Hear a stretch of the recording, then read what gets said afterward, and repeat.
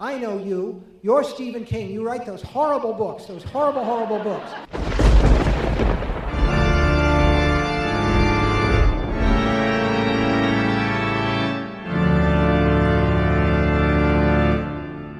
Fique longe de bueiros e festas de formatura, porque está começando o Dissecando Stephen King, o programa onde lemos os livros do mestre do terror em ordem de publicação. E hoje nós chegamos ao nosso episódio de número 10 sobre Cujo. Eu sou o Rodrigo Araújo, autor de Sobre Crianças e Jogos Estranhos, e antes da gente começar a nossa discussão, eu gostaria que vocês se apresentassem, amigos, começando por Thaís Ramos, por favor. Oi, pessoal. Boa noite. Boa noite, já começou por boa noite, né?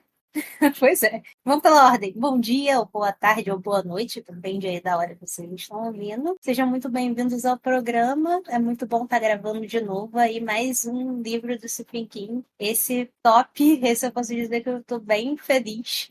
Foi uma leitura muito boa. Eu sou a Thaís Ramos, autora de Du, que está sendo publicado pela editora Pendragon. Logo vai estar em lançamento. Não sei se já vai estar não sei, esse programa.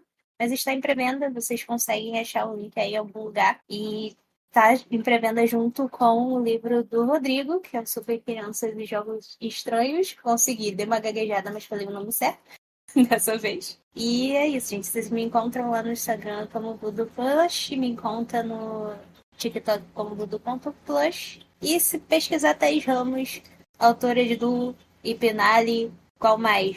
Pois é, esqueci o nome dos meus livros. Tem uns contos espalhados por aí no Wattpad, vocês conseguem dar uma olhada lá de graça. Tem histórias no Amazon, e é isso aí. Bom dia, boa tarde, boa noite. Eu sou Nicolas Pérez. Estou muito feliz também, porque, como eu já falei 1000 vezes aqui, Cujo é um livro que eu gosto bastante. E acompanhar a leitura com o Rodrigo e a Thaís, vendo os comentários e tal, que eles estavam gostando, foi muito bom, foi muito legal. Então, estou empolgado para conversar sobre ele. Eu sou autor de Entre Sonhos e Pesadelos, que você consegue encontrar aí na loja da editora Pendragon. Estou pelo Instagram aí, @nick.perezautor, que eu estou postando algumas atualizações aí a respeito das obras, tem obras novas chegando. Então é isso aí, bora para mais um programa aí. Muito bem, começando com uma breve sinopse para aqueles que não conhecem o livro. Cujo é um dos livros mais icônicos do Stephen King, né? Um dos grandes clássicos, e é também um dos livros mais sombrios da carreira dele, né? É basicamente a história de um cachorro chamado Cujo, mas na verdade mesmo é a história de duas famílias que moram em Maine, como sempre. Uma delas está lidando com uma crise terrível por conta de uma traição, então é muito um caso de família, enquanto a outra família, que é a família dona do cachorro que dá nome ao livro, tem um tipo diferente de conflito. Eles já são uma família muito problemática, mas meio que já se adaptaram à toxicidade um do outro. Então é muito uma história meio que dividida em dois, né? Você vai acompanhando essas duas famílias que vão meio que criando paralelos um contra o outro, né? Nos dois casos é um homem, uma mulher e um menino pequeno, e as diferentes formas de analisar a típica família americana, digamos assim. Então eu vejo o livro muito dessa forma. E também é sobre um cachorro assassino. E também sobre muitas outras coisas também. Para a gente começar, eu gostaria que o Nicolas começasse falando, porque de nós três, o Nicolas é o único que já tinha lido Cujo antes, inclusive. Ele hypou o livro pra gente, né? Ele, como disse, ele sempre foi fã do livro. Inclusive, acho que foi um dos que ele comentou no episódio 0. Então, Nicolas, qual que é a sua opinião geral do livro, tanto da primeira vez que você leu, a expectativa que você tinha, e nessa segunda releitura, se você curtiu ainda mais o livro, se viu problemas que você não tinha visto antes, enfim, sua visão geral da obra. Eu acho que a minha opinião a respeito dele, assim, ficou mais ou menos na mesma, assim, sabe? Da primeira vez que eu li, eu demorei um pouco, porque eu ainda não estava 100% adaptado com a escrita do Stephen King e tal, com os momentos que ele começa devagar, que ele começa, né, enrolar no negócio. Então, tem algumas partes específicas do livro que a gente vai comentando ao longo do programa, que elas são um pouco mais lentas mesmo, então um pouco mais desinteressantes, de certa forma. Então, o começo dele, assim, eu penei um pouco para pegar de fato, para começar, para mergulhar de fato no livro, né? Mas ao longo da história, eu fui, né, ficando mais preso, até o clímax, e eu fiquei tipo, mano, o que tá acontecendo, sabe? Eu gostei pra caramba da primeira leitura, ele ficou marcado pra mim, porque ele fala a respeito de Castle Rock, que eu já falei aqui várias vezes que é uma cidade aí recorrente da obra do Stephen King, que é uma das que eu gosto mais. Então, sempre que ele, por exemplo, que a gente viu em A Zona Morta, que ele fala a respeito de Frank Dodd e fala características específicas da cidade, a gente vê tudo isso aqui nesse livro de novo. A gente vê o xerife Bannerman, por exemplo, também, né? Ele acontece umas coisas aí com ele. Enfim, então esse livro, na primeira vez que eu li, ele me marcou muito por esses aspectos, né? Aí da segunda vez, eu tava meio naquele movimento de autoestrada, né? Que eu fiquei meio decepcionado com a escrita do Stephen King, porque parece que deu uma murchada depois que a gente leu esse livro, porque ele é muito ruim, né? Enfim. Então eu sabia do conteúdo do livro, que era bom, que era interessante, que tinha alguns momentos que ele era um pouco devagar e tal, que já tava. Mas acho que eu lidei melhor dessa vez, né, nessa segunda leitura, porque eu já tava mais acostumado. Quem leu A Dança da Morte, lê qualquer outra coisa de Stephen King, gente. É tipo isso. Então eu já tava um pouco mais adaptado a essa dinâmica lenta, então eu lidei bem melhor com as questões mais lentas do livro. E teve vários momentos em que eu tava torcendo pros personagens nesses momentos, assim, né? Que é a parte publicitária que tá envolvida e coisas assim. Eu tava torcendo por eles, eu me vi torcendo por eles. Então eu acho que reviver esse livro foi muito bom, assim. Trouxe de volta, assim, aquela sensação de tipo de livro bom mesmo, sabe? Ele tem alguns probleminhas, como a gente vai discutindo aí. Eu também concordo que ele tem algumas coisinhas que dava pra tirar, dava pra encurtar e tal. Mas, mano, eu fiquei tão chocado com o final, por exemplo, como da primeira vez, né? A gente lê com aquela cara, tipo, nossa, tenso, né? a novela que acontece, né? O caso de família, porque esse livro é tipo assim, 70%, sei lá, o caso de família e o restinho, assim, é o protagonismo do Cúdio, né? Que a gente vê. Mas é isso, continua na minha lista de favoritos, eu gosto muito dele. Tenho muita dó do Cúdio, tadinho, porque ele é um chuchuzinho, mas, né, ele acaba pegando raiva e dá ruim, né? Enfim. Mas é isso aí, a minha opinião sobre ele ainda. Acho que até subiu um pouquinho, assim. Foi muito bom eu ter revisitado essa obra. Então, eu passei por essa mesma coisa de estar um pouco chateada por causa da autoestrada, né? Mas eu também já sabia que o livro era um dos bons. Eu tava com um pouquinho de medo, que eu achei que. Tudo bem, ele não é assim uma leitura rápida, né? Mas eu achei que seria muito mais arrastado. Então eu tava bem desanimada, na verdade, de ler esse livro. Mas não vou dizer assim que é culpa de ter uma expectativa ruim quanto ao que eu já sabia sobre o livro. Eu não leio sinopse, mas eu já sabia mais ou menos do que se tratava, por isso não foi nenhuma surpresa saber o que acontecia com o cachorro, porque eu já sabia o que acontecia com o cachorro. Mas eu não sabia o desenrolar da história, eu sabia mais ou menos o que ia acontecer e, assim, se eu tivesse no momento um pouco melhor, que eu tivesse mais energia, mais tempo, eu acho que eu estaria muito mais, com a expectativa muito mais alta para começar. Mas, como eu estava assim, um pouco desgastada, né, no momento sombrio, que a gente tinha acabado de largar a autoestrada, e eu também. Tudo bem, as últimas leituras que eu fiz antes aí da autoestrada foram boas, mas um pouquinho antes dessas últimas leituras foi tudo não tão bom assim, então eu fiquei meio desanimada, mas não sei se vocês estão conseguindo entender o que eu tô querendo dizer. É que não é culpa do que a história promete, que pra mim foi interessante e também o que promete ali na sinopse já é interessante pra você querer ler o livro. Então, eu acho que não estava com uma expectativa muito alta, mas não tem nada a ver com a história em si. É só por uma questão de momento mesmo, que o leitor às vezes tem de não estar muito afim, mas tá lendo porque tem um hábito, ou no caso da gente, porque tem um hábito por causa do podcast, né? Acho que a gente teria, de qualquer forma, a gente estaria lendo alguma coisa assim. E por causa disso, de um jeito ou de outro, eu não tava com a expectativa muito alta, mas, nossa, ele subiu muito além da minha expectativa, óbvio, porque foi, assim, eu acho que foi um dos melhores até agora. Um dos que eu, assim, pessoalmente, né? Um dos que eu mais gostei de ler foi esse. E então eu tô bem satisfeita mesmo com essa leitura. E sim, não é uma leitura tão rápida assim. Ela é bem devagar e contando as histórias das famílias. Mas como eu sou a pessoa do caso de família, quando tem uma família problemática na história, eu gosto. Então eu fui entretida E eu tava bem disposta a saber o que ia acontecer com aquela família. Principalmente quando é super, hiper, mega caótico, que você sabe que aquilo dali, qualquer coisinha pode dar uma merda, mas uma super merda. E eu gosto desse tipo de coisa, então eu curti bastante. É isso, foi muito, muito além das minhas expectativas.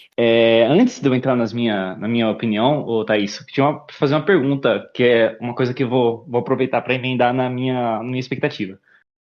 Quando você disse que você já sabia, porque você não deu sinopses, sabiamente, mas você sabia um pouco sobre o que se tratava o livro, você se refere mais ao fato de que era sobre um cachorro que contraía raiva e virava um cachorro assassino? Ou em relação, você sabia que era sobre casos de família? Você sabia desse lado do livro antes de começar a ler? Ou você achava que era só sobre o cachorro? Eu sabia da parte do cachorro, porque é o que todo mundo sabe. E porque tem um cachorro na capa, então, né, já sei. Mas eu sabia que era um cachorro que contraía raiva. Mas eu também sabia um pouquinho, não sabia, isso eu não sabia, mas eu tinha uma ideia, porque nesse caso a gente não pode se basear tanto assim. Eu tinha uma ideia de que era um caso de família por uma simples razão. Há 84 anos atrás, eu assisti o filme.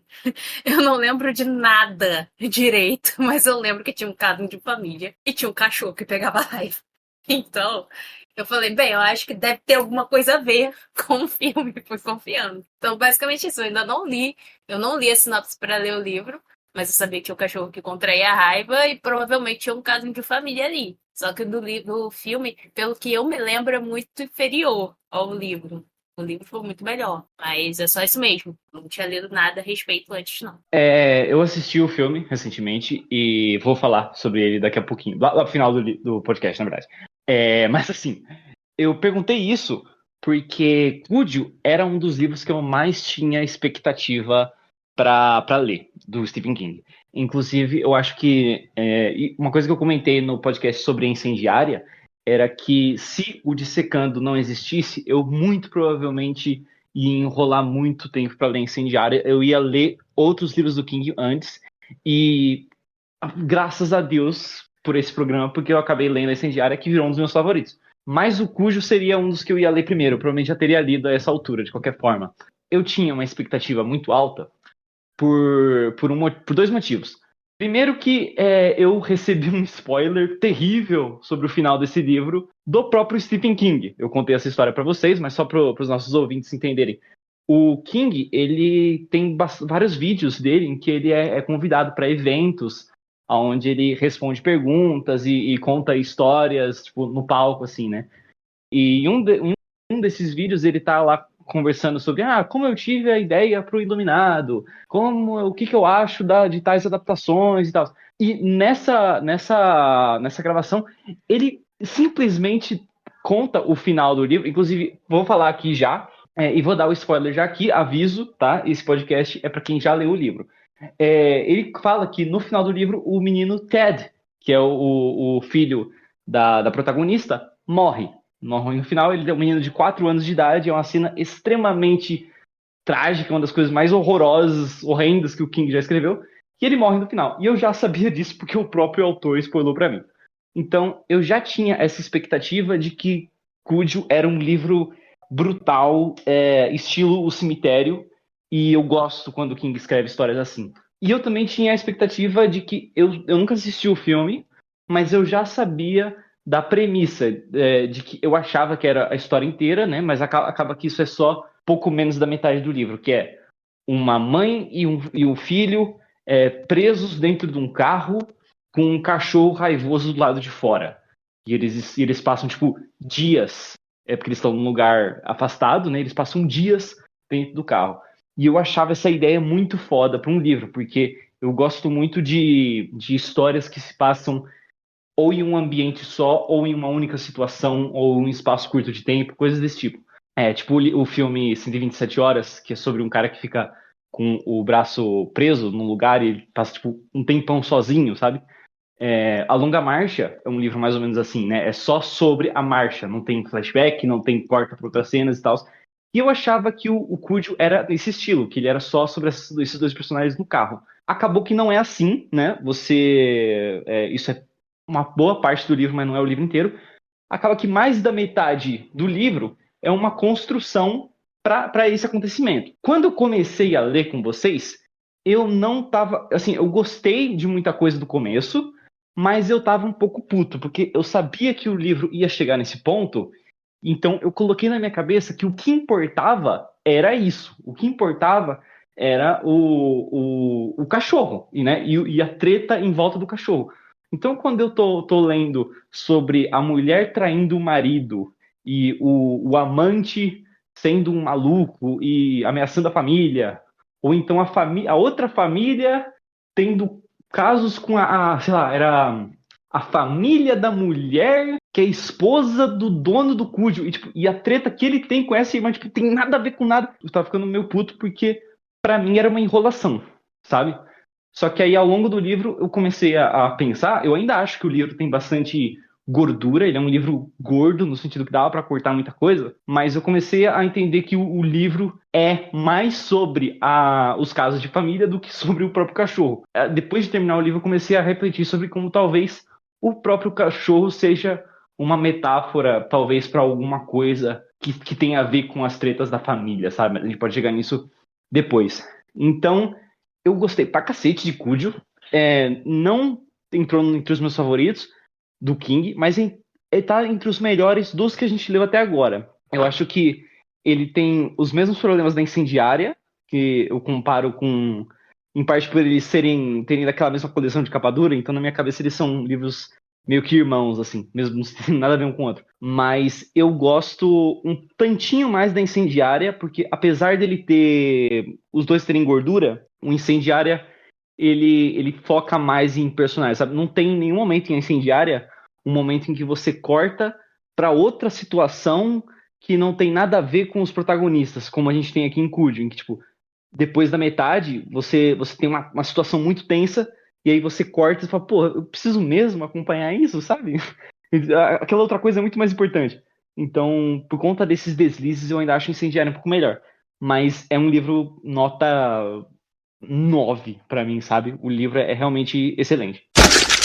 Eu acho que a gente pode dissecar em ordem cronológica aqui, porque como ele é um livro muito facilmente dividido em blocos, sabe? Acho que tem 3/3 de Cúdio que são bem diferentes. Nicolas, eu queria perguntar para você primeiro sobre algumas coisas que acontecem no começo do livro e qual que é a sua opinião sobre elas. Principalmente a apresentação de Castle Rock, o que você achou, já sendo um fã da cidade e já sabendo mais sobre ela do que a gente, o que você achou sobre o que a gente viu aqui em Cúdio, né? Os personagens que voltam e tal. E todas essas coisinhas do começo que não necessariamente serão tão relevantes depois, como o negócio do armário do Ted, aquela outra personagem que tem um ataque do coração, eu nem lembro o nome. Coisas desse tipo. O que você acha do começo do livro? Cara, eu gosto desse começo, principalmente porque eu comprei Cujo justamente para fazer o meu projeto, né? Da leitura em ordem cronológica. Então, eu já tinha lido A Zona Morta antes. Então, quando eu peguei Cujo e senti a primeira coisa, na sinopse, né, já fala de Frank Dodd. Então eu já comecei a fazer as conexões assim, eu falei, nossa, que da hora isso, sabe? Porque parece que se a gente pegar o trechinho de A Zona Morta que fala sobre ignorar todo o resto de A Zona Morta, pegar só o trechinho que fala sobre Castle Rock e depois ler Cujo, é como se fosse uma continuação mesmo, sabe? É o encaixe perfeito, assim, na minha opinião. Então, quando eu peguei, e já nesse começo, ele já entra na cidade, já fala de Frank Dodd, já fala como ele morreu e tal, assim, eu fiquei tipo, mano, que da hora, assim, ele pegando todos esses elementos que ele já explorou um pouco em outros livros, pra mergulhar mais nesse aqui, né, no caso Cúdio. Então, essa apresentação eu gostei pra caramba, assim, sabe? Eu fico um pouco confuso a respeito da parte sobrenatural desse livro, porque, assim, ela já é introduzida logo no começo da obra, né, a questão do armário do Ted, não sei o que ele tá tendo pesadelos não, né, ele não tá conseguindo dormir à noite, porque ele acha que tem um monstro no armário dele, e tem toda a questão aí do armário abrir a porta sozinho, aí a gente pode lembrar um pouco de uns contos aí de Sombras da Noite, né, do bicho papão, dá pra fazer uma alusão, assim, mas não fica, assim, tipo, o Stephen King não fala, tipo, uma coisa sobrenatural e ponto. Ele deixa meio no ar, assim, pelo menos pra mim, falta. Ele fala assim, não, é sobrenatural. Entendam, é isso. Entendeu? Ele não fala. Ele faz toda uma construção sobrenatural em volta disso, né? Do Ted vendo um monstro de olhos vermelhos, que vai chegando mais perto a cada momento. Eles têm um contato com o Cujo já raivoso e atacando o carro e coisas assim. Aí a Donna tem uma visão dele, o Ted tem outra visão dele. Aí tem momentos em que eles lembram de Frank Dodd, mas eles não sabem necessariamente por quê, né? Eles lembram disso. Então, assim, talvez essa parte, se o Stephen King tivesse batido o ponto e falado, não, esse livro vai ser um mural, esse é o Cujo, sei lá, a manifestação da doença dele vai ser realmente meio sobrenatural, tem aquela coisa de Carrie, por exemplo, né, que a gente fica tipo, tem a questão de ser uma coisa herdada, né, o poder da Carrie ser uma coisa herdada, né, vai passando de geração em geração, ou é uma coisa religiosa, que ela é suada, o diabo, né? O Cujo, ele tem um quê disso, mas não é um quê disso muito definido. Então ele tem a questão que o Cujo pega a doença, tem a questão do Frank Dodd no armário, mas nunca tem uma conexão muito clara, né? Tipo, expressivamente clara entre eles dois. Então a gente fica meio na dúvida. Então eu acho que esse é um ponto que poderia ser um pouquinho melhor trabalhado. Assim, ele é muito interessante, porque, tipo, eu pelo menos gosto de ler histórias sobre assombrações, assim, né? Tipo, ele um dos meus contos favoritos, inclusive, de Sombras à Noite, é o conto do Bicho-Papão, então relembrar disso lendo Cujo é muito bom. Só que eu acho que esse é um aspecto que deveria ser um pouquinho mais trabalhado, assim, um pouquinho melhor, um pouquinho mais definido. E os capítulos sobre o ponto de vista do Cujo, né, são muito bons também. Já acho que não sei, acho que é o terceiro capítulo, a gente já tem ele, né? Do coelho e acaba ali preso na caverna, ele é arranhado e tal, e a gente acompanha o progresso dessa doença. Então é triste porque o Cujo, ele é apresentado como um cachorro extremamente dócil no começo, que ele já tem uma ligação com o Ted, né, porque o Ted pequenininho, eles já tiveram um contato antes, e ele foi super, tipo, ele era super gente boa com o Ted, brincando com ele ali e tal, e ver esse cachorro dócil, assim, tão definhando, né, até o final do livro é dolorido, porque sempre que vai cachorro na história a gente fica meio mexido, né, então assim, é um começo muito bom, é um começo muito promissor, que traz muita coisa. E tem aquela cena também da menininha que vomita, em teoria, sangue, né, e a gente não tem muita certeza a respeito disso. Depois a gente entende que é todo um rolê que aconteceu com a empresa, né, que o Vic trabalha, então também é uma introdução para outra vertente aí da história, a vertente mais lenta, né, no caso. E essa cena do vômito de sangue, ela é bem impactante, mas depois que a gente, esse meio que mistério que ele nos é resolvido muito rápido, aí a gente fica meio tipo, tá bom, né, e só segue a leitura, assim. Mas assim, é um começo que eu sinto que é bem promissor, assim. Um começo que ele mostra muita coisa, e coisas que vão ser resolvidas, né? Pelo menos grande parte delas são resolvidas ao longo do livro. Né? A questão também da senhorinha lá, eu esqueci o nome dela, gente. Da senhorinha que prevê que vai ser um verão muito quente e tem todas essas questões, assim, que ele traz depois, né? Ele explica depois, tem conexão com tudo ao longo do livro todo. Então isso é legal. Sim, você falou que o livro fica entreaberto se ele é ou não sobrenatural, e essa é uma observação muito, muito pertinente, mas eu quero perguntar diretamente para você o que você acha. Para você, rola algo sobrenatural? E mais especificamente, porque eu acho que isso não é uma teoria maluca de fã, isso é algo que o King deixa bem claro que pelo menos ele quer que você considere que é se existe, até pelo Frank Dodd, que é o assassino da Zona Morta, né? Ele tá na primeira linha, o primeiro parágrafo do Cujo. Então, para mim, isso é uma forma clara do livro dizer que ele é relevante. Tem vários pontos ao longo do livro em que se forma uma conexão entre o Frank Dodd, que já morreu, com o Cujo. Então, acho que o que eu tô perguntando para você é se você acha que é cabível imaginar que talvez o Cujo esteja possuído pelo Frank Dodd. Então, esse é um aspecto ainda um pouco nebuloso para mim. Naturalmente, tem várias cenas em que a gente é levado a pensar nisso, né? Mas é aquilo que eu falei. Eu sinto que o Stephen King poderia ter deixado isso, sei lá, enfatizado isso de uma maneira um pouquinho diferente, sabe? Uma maneira que deixasse muito, muito claro que era, sabe, a respeito disso. Mas dá, sim, com certeza, pra gente considerar essa questão essa questão de o Cúdio ser uma manifestação aí do Frank Dodds. Mas aí fica aquela pulguinha, assim, tipo, mas por que o Frank Dodds escolheu especificamente a casa do Ted pra assombrar, e por que ele quis assumir a forma de um cachorro raivoso, sabe? Eu acho que talvez seja esses pontos, assim, que me faz ficar meio na dúvida, porque isso ele não explica, mas de fato tem vários aspectos assim que correlacionam os dois ao longo da história. O próprio Vic tem um momento que ele tá no quarto e ele vê o armário abrindo devagarzinho, assim. Aí ele pensa em Frank Dodd, aí fica tipo, mas ué. Aí ele sonha, inclusive, com uma fera, né? Uma fera que tá atacando os dois. Uma fera numa floresta, eles estão presos numa caverna, e tem uma fera lá que tá atacando eles, um negócio assim. Aí a gente tem aquele ponto das palavras para monstro, mas assim, também tem o aspecto físico do bicho lá que o Ted vê. Não fica muito claro, assim, se era realmente um cachorro, sabe? E quando ele descreve olhos vermelhos, por exemplo, a gente falar de olhos vermelhos, a gente falando do São Bernardo, eu imagino porque o olho dele é caído e dá pra ver por dentro, assim, né? Tá vermelhinho. Mas quando ele fala de uma assombração, eu imagino que os olhos dele são luminosos, sabe? Aí eu fico um pouco confuso com essas descrições. Eu Os acho que olhos ficam vermelhos depois, eu acho, se eu não me engano. Os olhos do Cúdio.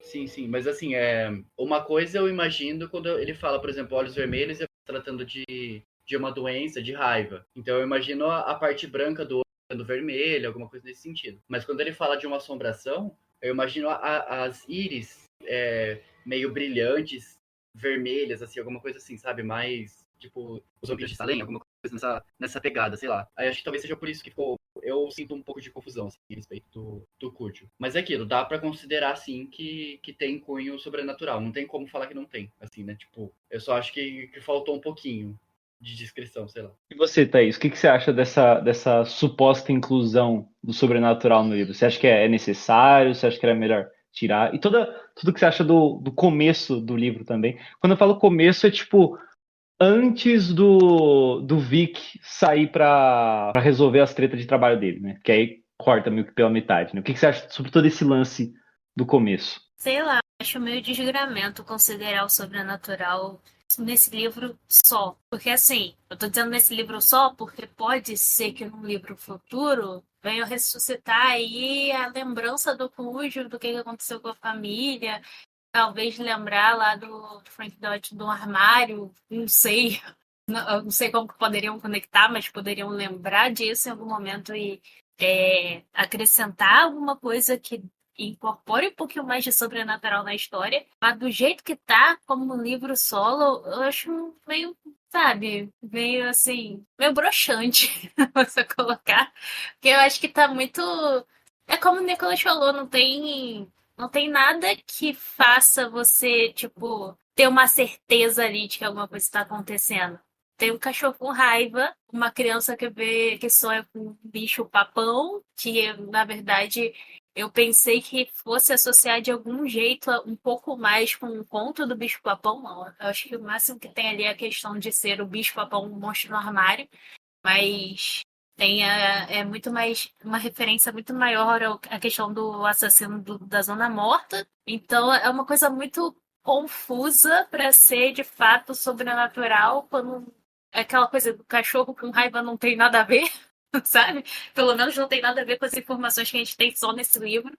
Então, sei lá, eu acho meio. Se tivesse fechado a ideia de ter um sobrenatural, mesmo que não ficasse tão claro assim, mesmo que fosse uma coisa mais implícita na história, mas tivesse mais elementos ali pra gente conectar em questão de sobrenatural, conectar o próprio Cusco ao sobrenatural de uma forma mais direta ao bicho do armário e tal, mais detalhes em questão disso da gente fazer teoria, talvez ficasse melhor. Sabe aquela coisa que parece que foi colocada no livro de uma forma aleatória? É isso.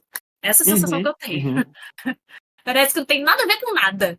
Botei aqui só porque eu comecei uma ideia e não terminei. Esqueci que estava aqui. Foi isso.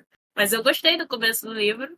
Eu achei que fosse se desenvolver isso aí de alguma forma. Na verdade, eu fiquei bem encucada porque eu tava querendo associar o cachorro com raiva com isso daí. E eu não tava conseguindo. Mas eu pensei, não, mas vai ter alguma coisa que vai dar pra poder encaixar. Mas eu não consegui encaixar nada, não. Pode ser que a gente não tenha lido com tanta atenção. Mas como fomos 3, Acho que alguém teria percebido alguma coisa. Acho que todo mundo meio confuso, então. Isso que eu acho. Eu gostei, mas essa questão de sobrenatural, de ter sobrenatural para considerar como de fato foi, eu acho que se for mesmo, falta alguma coisa. Tem alguma coisa ali bem importante faltando pra ficar legal mesmo, de fato. Antes de entrar na minha opinião sobre o sobrenatural, eu gosto do começo do livro, como eu falei, eu gosto do livro inteiro, né?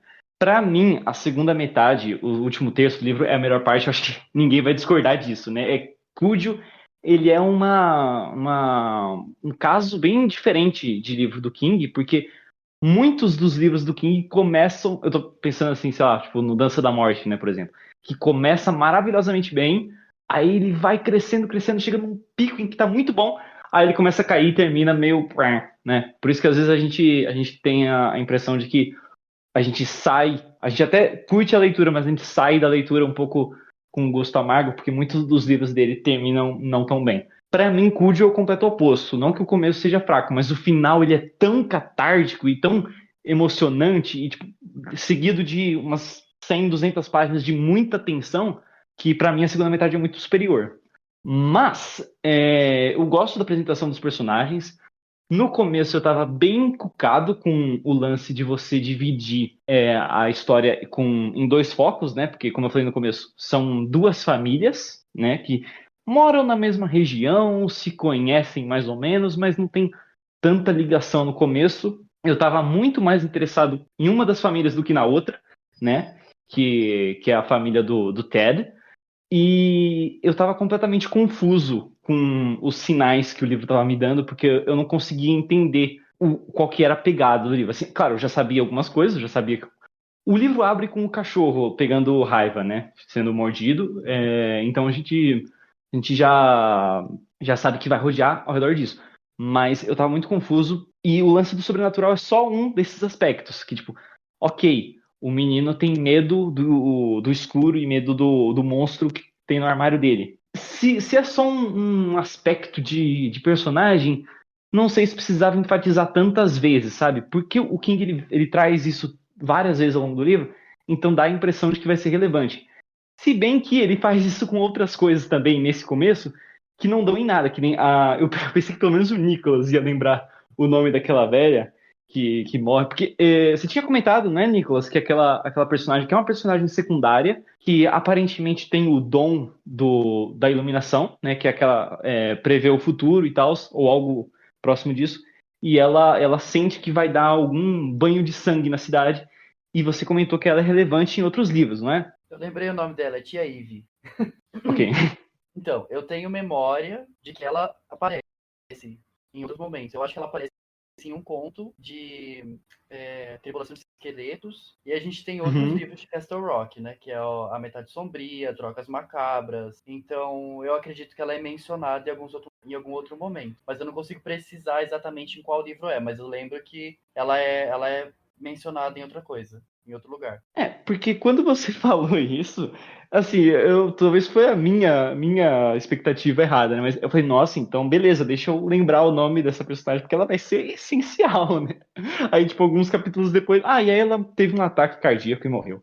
E, tipo, ok, né? Tudo bem. Eu sei que alguns livros do King se passam antes de períodos de certos livros, então é possível que um personagem morra e apareça em outro. Por exemplo, o xerife Banner?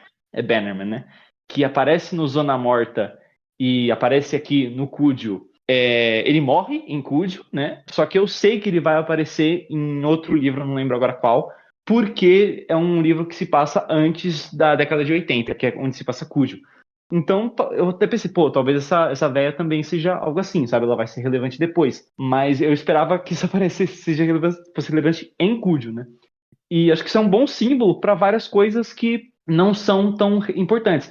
E isso é um dos grandes temas recorrentes aqui do Dissecando Stephen King, né? Que é a gente apontar coisas que parece que vão dar em alguma coisa, só que acabam não dando em nada, né? Isso é basicamente metade dos nossos podcasts sobre o Dança da Morte foi isso. E Cúdio tem essas coisas também, e eu vou juntar isso com a minha teoria sobre o sobrenatural, porque se você lê essa história de forma literal e não sobrenatural, você é obrigado a reconhecer certos erros que são coisas desnecessárias.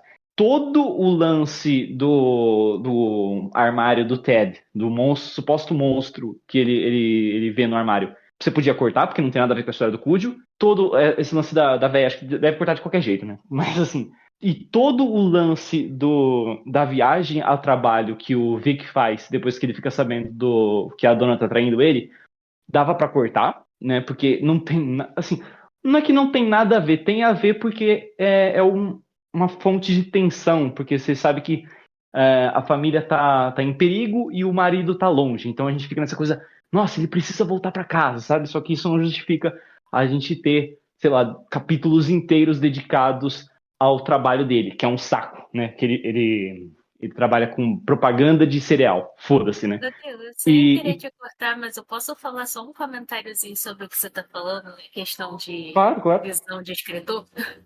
Uhum. Assim, essa é uma coisinha, é uma coisa que muitos escritores tentam fazer, pelo menos os escritores que eu conheço, alguns tentam fazer isso, que é conectar todas as pecinhas da história com a história, né? Tipo, tudo bem, pode ser, tem tramas secundárias dentro de uma que é, tipo, a principal ali da sua história. Mas você tenta juntar porque é uma história só.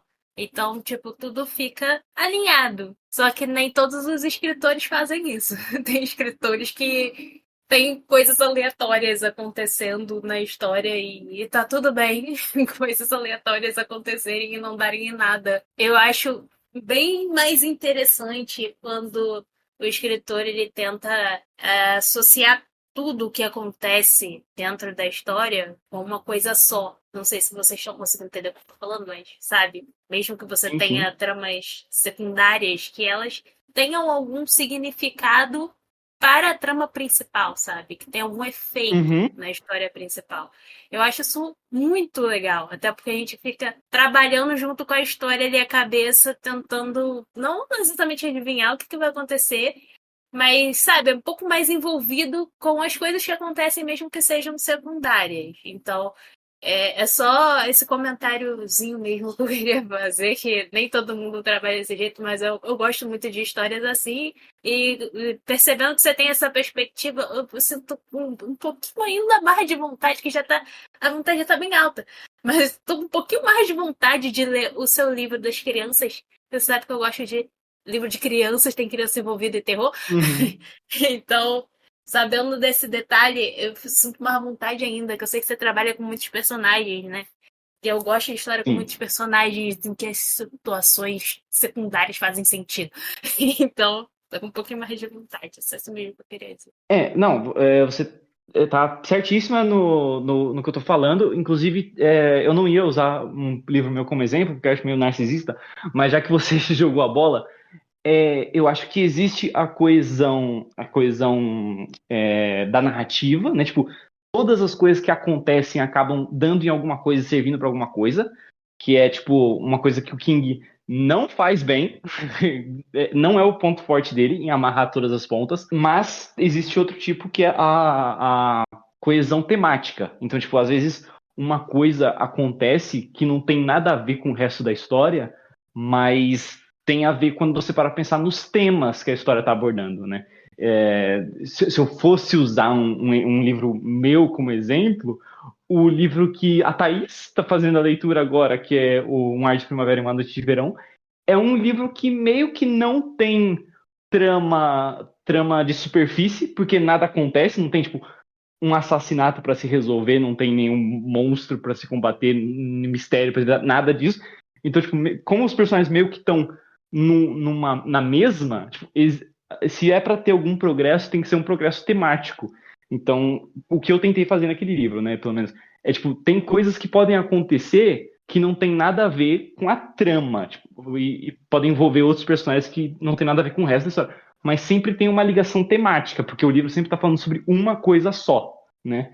E essa vai ser a tentativa da vez, desse Dissecando Stephen King, do Rodrigo passar pano. Porque essa vai ser uma argumentação da vez. Porque, sim, eu acho que todos esses problemas, todos não, mas a maioria deles, decúdio dessas coisas que não tem ligação direta com a trama, que eu tô pensando que a trama seria cachorro assassino, essa seria o principal do livro, né? E como tem coisas que não tem a ver, dá para você desculpar, e o livro acho que fica ainda mais genial se você considerar que o cachorro é uma metáfora para, sendo bem vago, questões familiares, mas eu acho que dá para dizer mais especificamente que o cachorro ele representa a traição, né? Ou conflitos entre membros de família, mas eu acho que exatamente traição. Porque é a única forma de você juntar as duas coisas. Porque, sabe, não tem nada a ver uma coisa com a outra. Tipo, uma mulher que trai um marido e tem um cachorro assassino.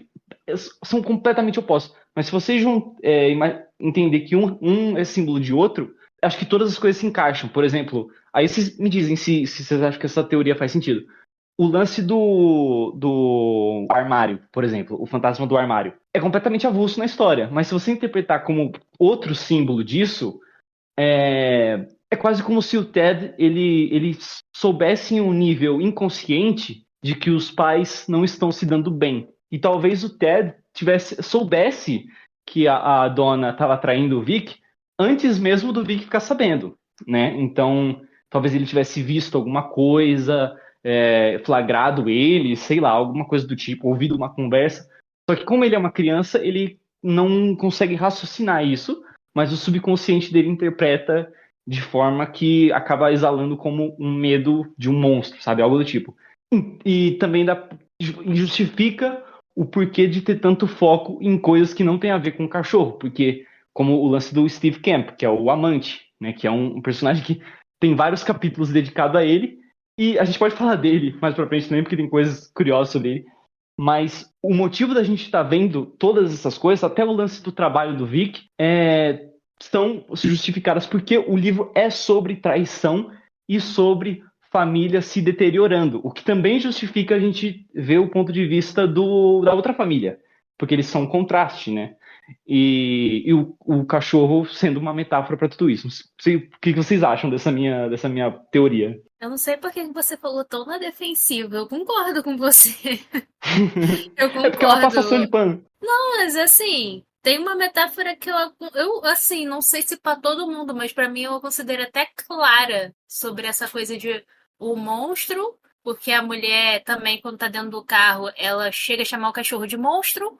Tipo, ela enxerga o cachorro como um monstro porque o cachorro que tá ameaçando a vida dela e do filho dela.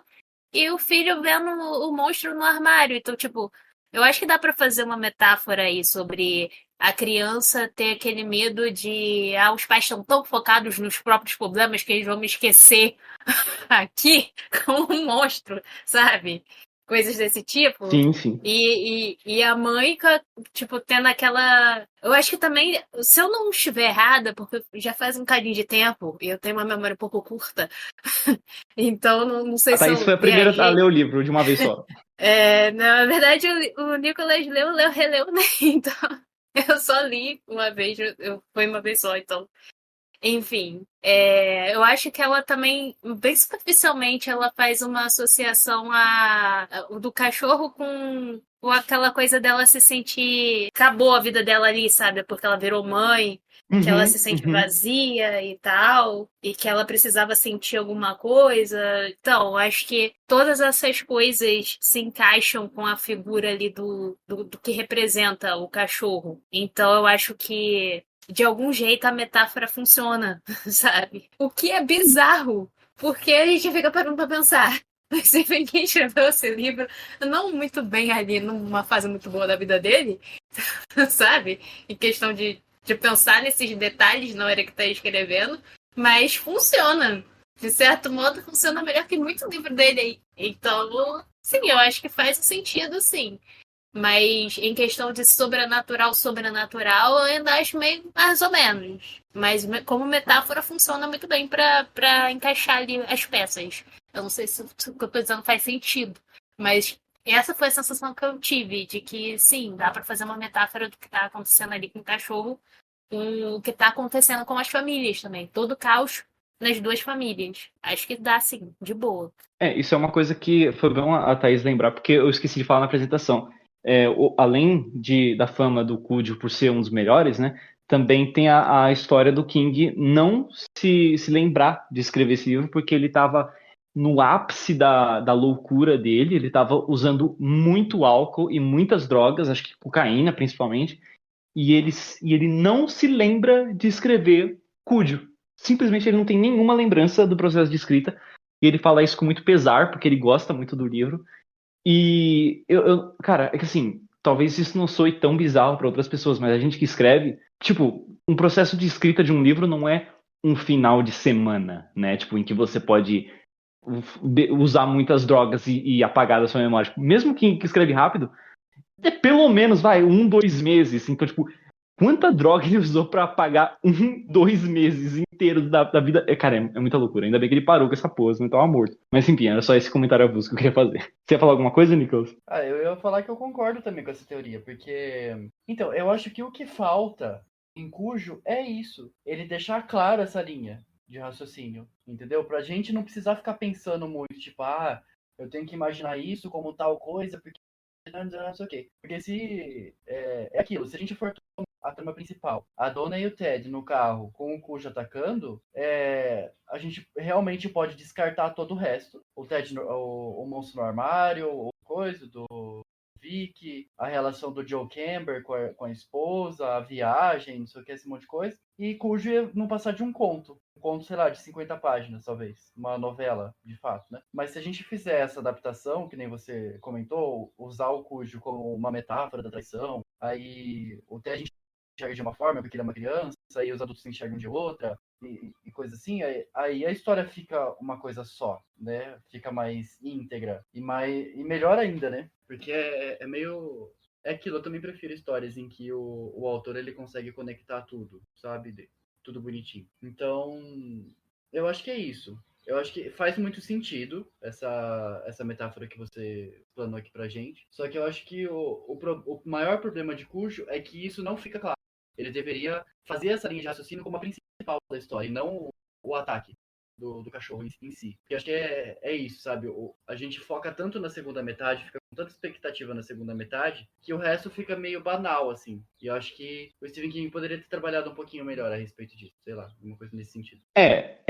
O motivo de eu vir com essa teoria é mais para perto do final, porque a gente falou, né, elogiou muito o final do livro, porque é realmente excelente as últimas páginas, as últimas 50 páginas. Assim. Mas tem descrições do ponto de vista da Donna que eu acho que fazem dão essas piscadelas, sabe? Eu acho que não eu sempre faço a piadinha de que pessoas que gostam de interpretar tudo como metáfora, né? Então, tipo, as cortinas azuis são uma metáfora para o capitalismo, sabe? Eu sempre falo isso. E muitas vezes é viagem na maionese, mas eu acho que em muitos livros do King é proposital, e nesse caso eu tenho quase certeza. Tipo, em Cúdio, principalmente, eu não tenho dúvidas nenhuma de que, se não foi exatamente o que eu falei, porque é a minha humilde teoria, alguma coisa ele quer que o Cujo represente. Alguma coisa. E para mim não tenho dúvidas nenhuma que o Frank Dodd o espírito dele tá agindo de alguma forma no cachorro. Porque eu agora não lembro se a Donna chega a citar o Frank Dodd nos pensamentos dela enquanto ela tá no carro. Mas tem vários momentos em que ela descreve o Cujo, como a Thaís falou, não só como monstro, mas eu tenho até anotado aqui, tipo, frases que ela fala, tipo, ela tá pensando, tipo, sobre a vida dela, né, e como ela era jovem, porque, tipo, eles passam dias dentro do carro e eles ficam com fome, com sede, com sono, um calor desgraçado, abafado, então ela começa a alucinar mesmo, né, e ela volta pra infância, pra adolescência, o primeiro namorado, como ela casou, teve filho, toda aquela viagem maluca, e ela é uma coisa que ela repete várias vezes, quase como um mantra, né, tipo, cedo ou tarde o monstro vai chegar, cedo ou tarde o cachorro vai vir me pegar e tal. Então eu vejo isso como, talvez o Cujo não seja só a traição, mas seja tipo, algo ainda mais abrangente, tipo o mal, sabe, o problema a se resolver, sabe, e talvez isso junte com o Frank Dodd também, porque no começo do livro ele explicando como a história do Frank Dodd meio que traumatizou todas as pessoas da cidade, né. Então, ele virou meio que um símbolo pro perigo, digamos assim. E acho que a cena favorita, eu acho que é a minha cena favorita do livro inteiro, é uma cena em que o Cujo uiva Vocês lembram dessa cena? Pra mim, ela é de arrepiar, cara. Porque, tipo, ela tá, tipo, jogando praga no bicho. Morre, morre, cacete. Morre, meu filho tá morrendo e tal. Aí ele uiva pra lua, sei lá. E aí ela sente um arrepio na espinha, assim. E o King descreve, acho que quase exatamente assim. Tipo, naquele momento, Donna soube, sem dúvida alguma, de que aquilo ali não era apenas um cachorro. Eu achei muito foda isso. Tipo, é como tanto de forma literal, sobrenatural, como tendo um espírito ali, ou como metáfora para seja lá o que você queira. Então acho que o King tá realmente querendo dizer. É que você falou, não é claro, tipo, ele não diz, né? Tipo, nossa, se você parar pra pensar, o Cujo, na verdade, os monstros, na verdade, somos nós, não o cachorro, sabe? Mas pra mim ele deixa bem claro de que ele tá querendo dizer alguma coisa, mesmo que aquilo que ele tá querendo dizer não fique tão claro assim. Apesar de o livro mudar de personagens várias vezes, acho que a protagonista maior é a Donna Trenton, né? O que vocês acham dessa vez que o King voltou com esse trope da mãe, da mulher independente? Você acha que ele tá escrevendo mulheres melhores do que antigamente? Porque eu lembro que uma das críticas que a gente fez a Salem é que as personagens femininas não eram tão bacanas naquele livro, né?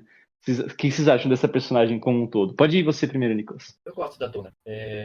A gente já é. Acho que ela é introduzida pouco antes da questão da traição já aparecer na história, né? E essa questão da traição, aparece como ela enfrentando o amante, né? Porque o amante dela, ele é meio doido, assim, né? Ela descreve lá, ele conta como que se conheceram, não sei o quê. E ele entra lá na casa, né, depois, e tá lá, e ela fala, então, querido, cai fora, sabe? E ela enfrentando ele, assim, né, tipo, mostrando quem que manda no rolê. Então eu acho que com a Donna, o Stephen King começou a mostrar que ele consegue escrever personagens. Não, acho que não começou com a Donna, a gente começou com a mãe do Danny, de O Iluminado. Ali ele já tava A Wendy. começando a escrever. Oi? A Wendy. A Wendy, isso. Ali ele já estava começando a escrever personagens femininas mais interessantes. E a Donna não é diferente, né? A gente percebe que ela é forte, tudo, e que ela tá ali naquele conflito interno, porque ela trai o marido, e toda aquela questão envolvendo o Cujo. Ela vê o filho dela definhando e ela luta contra o medo de sair do carro para tentar salvar ele de alguma forma e tal. Aí depois a gente vai acompanhando essa trama, essa luta interna que ela tem, aí quando ela realmente tem o ímpeto de sair, já é tarde demais, né, que o filhinho morre, e ela surta lá, quando o Cujo morre, ela batendo no Cujo, assim, de forma desesperada, enquanto o filho tá ali morto no chão, e o marido ali por perto, e, enfim, ela é uma personagem que sofreu pra caramba, né, no caso, mas é uma personagem que eu gosto muito, é uma personagem muito marcante do livro, eu acho. A personagem principal no rolê, assim. O protagonismo da Donna é bem forte. E você, Thaís? E eu, assim, perguntando pro Nicolas também, porque, tipo, a gente falou da Donna, mas quase tudo que envolve a Donna envolve também o Steve Camp, que é um personagem que, como eu falei, é o amante, né? E acho que o personagem mais cartunesco, mais bizarro do livro, né? Eu queria saber o que vocês acham sobre o lance da traição. Você acha que o que fez um bom trabalho pra gente sentir empatia por ela, apesar dela fazer essa coisa horrível, porque boa parte do livro também é sobre isso, né? Você quer falar primeiro, Nico? De terminar o seu entrevista? Pode ser. Eu acho que ele fez um ponto marcante, né? Principalmente nas demonstrações do enfrentamento que eu comentei antes. Eu acho que deixa muito claro que ela não é qualquer mulher, assim.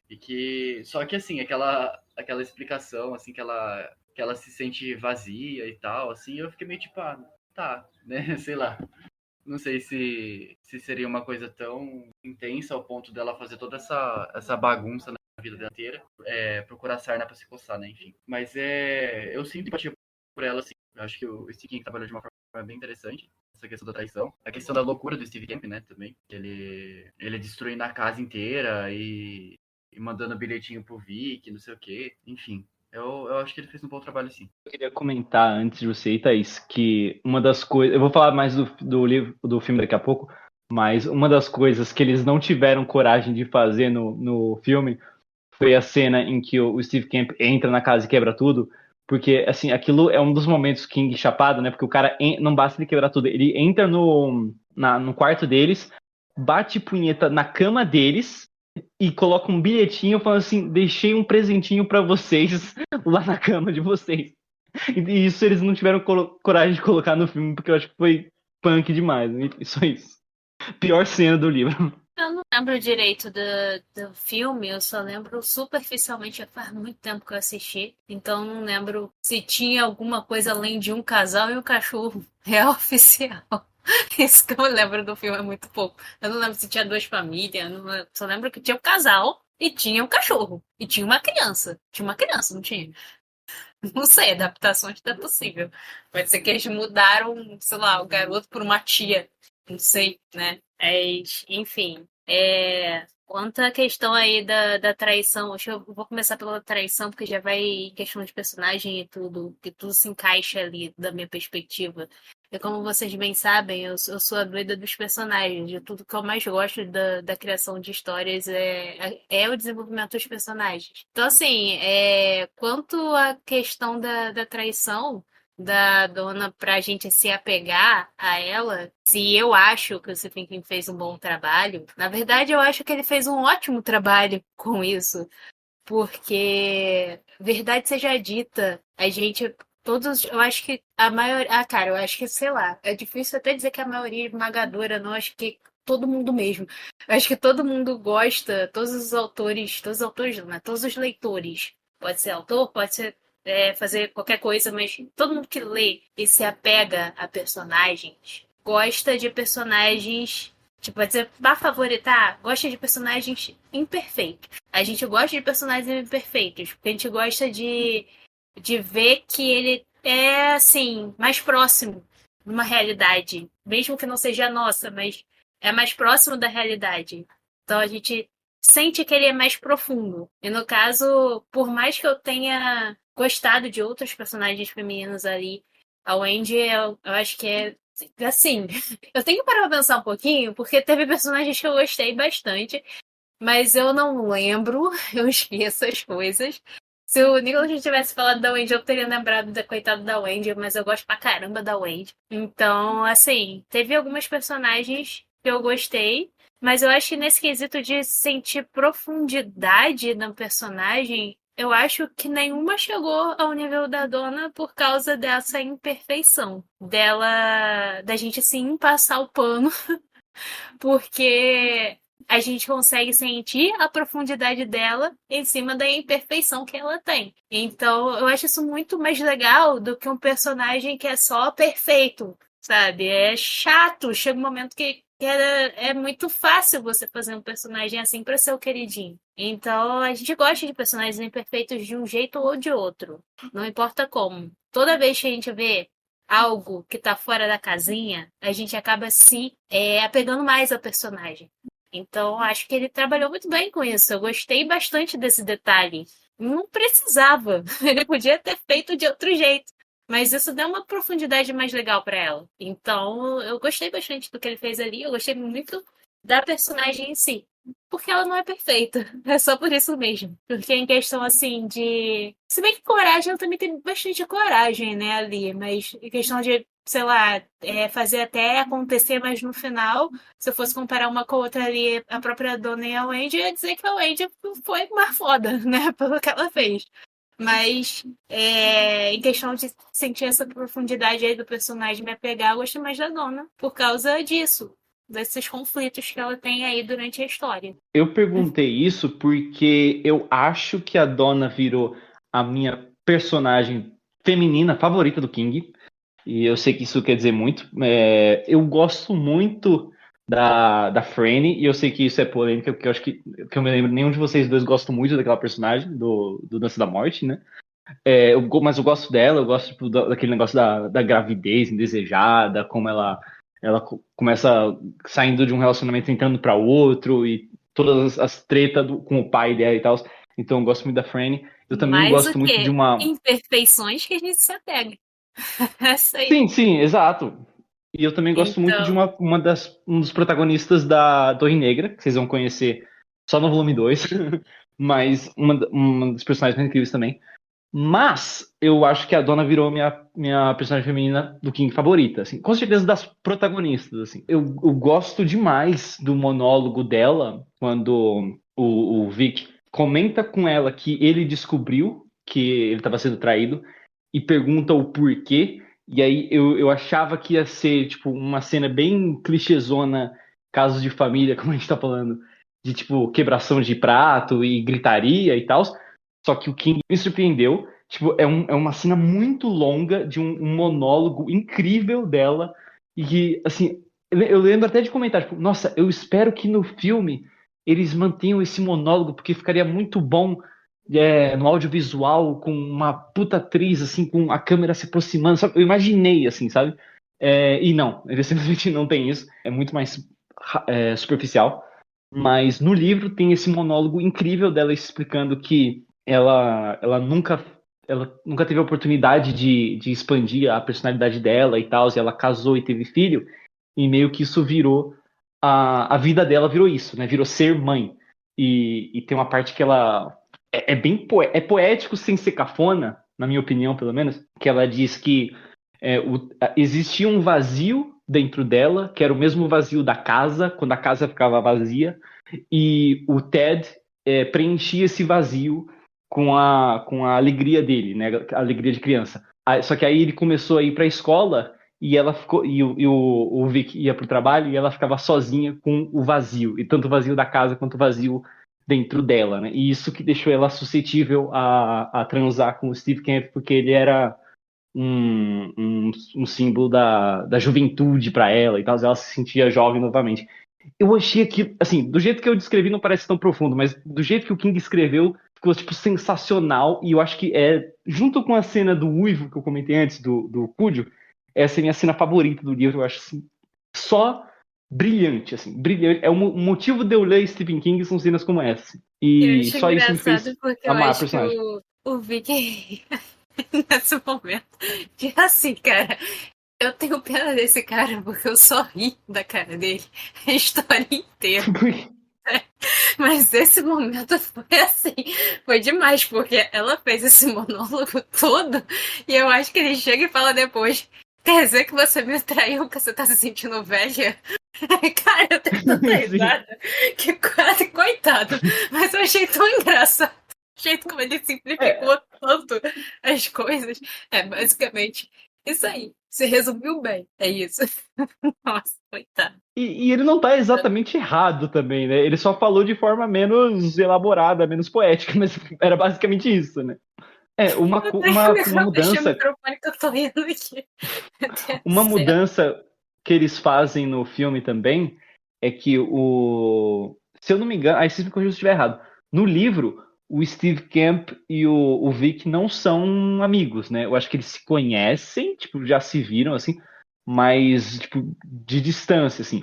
Enquanto no filme eles dão a entender que o Vic e o Steve são meio que melhores amigos. E, tipo, uma das primeiras cenas é o Steve indo na casa deles e tomando café da manhã junto com o filho. E ele é, tipo, tiozão descolado. Só que quando ninguém tá olhando, ele dá uma piscadela pra dona. É muito cafona, muito bosta.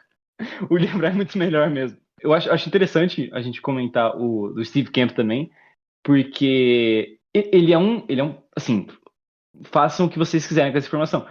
Steve é um diminutivo de Stephen, e Camp começa com K, assim como King. Então, Steve Camp, Stephen King, e ele é descrito como um homem branco, acho que de cabelo preto, e ele é um poeta, meio curte umas drogas, curte um álcool, e ele é muito bom com as mulheres.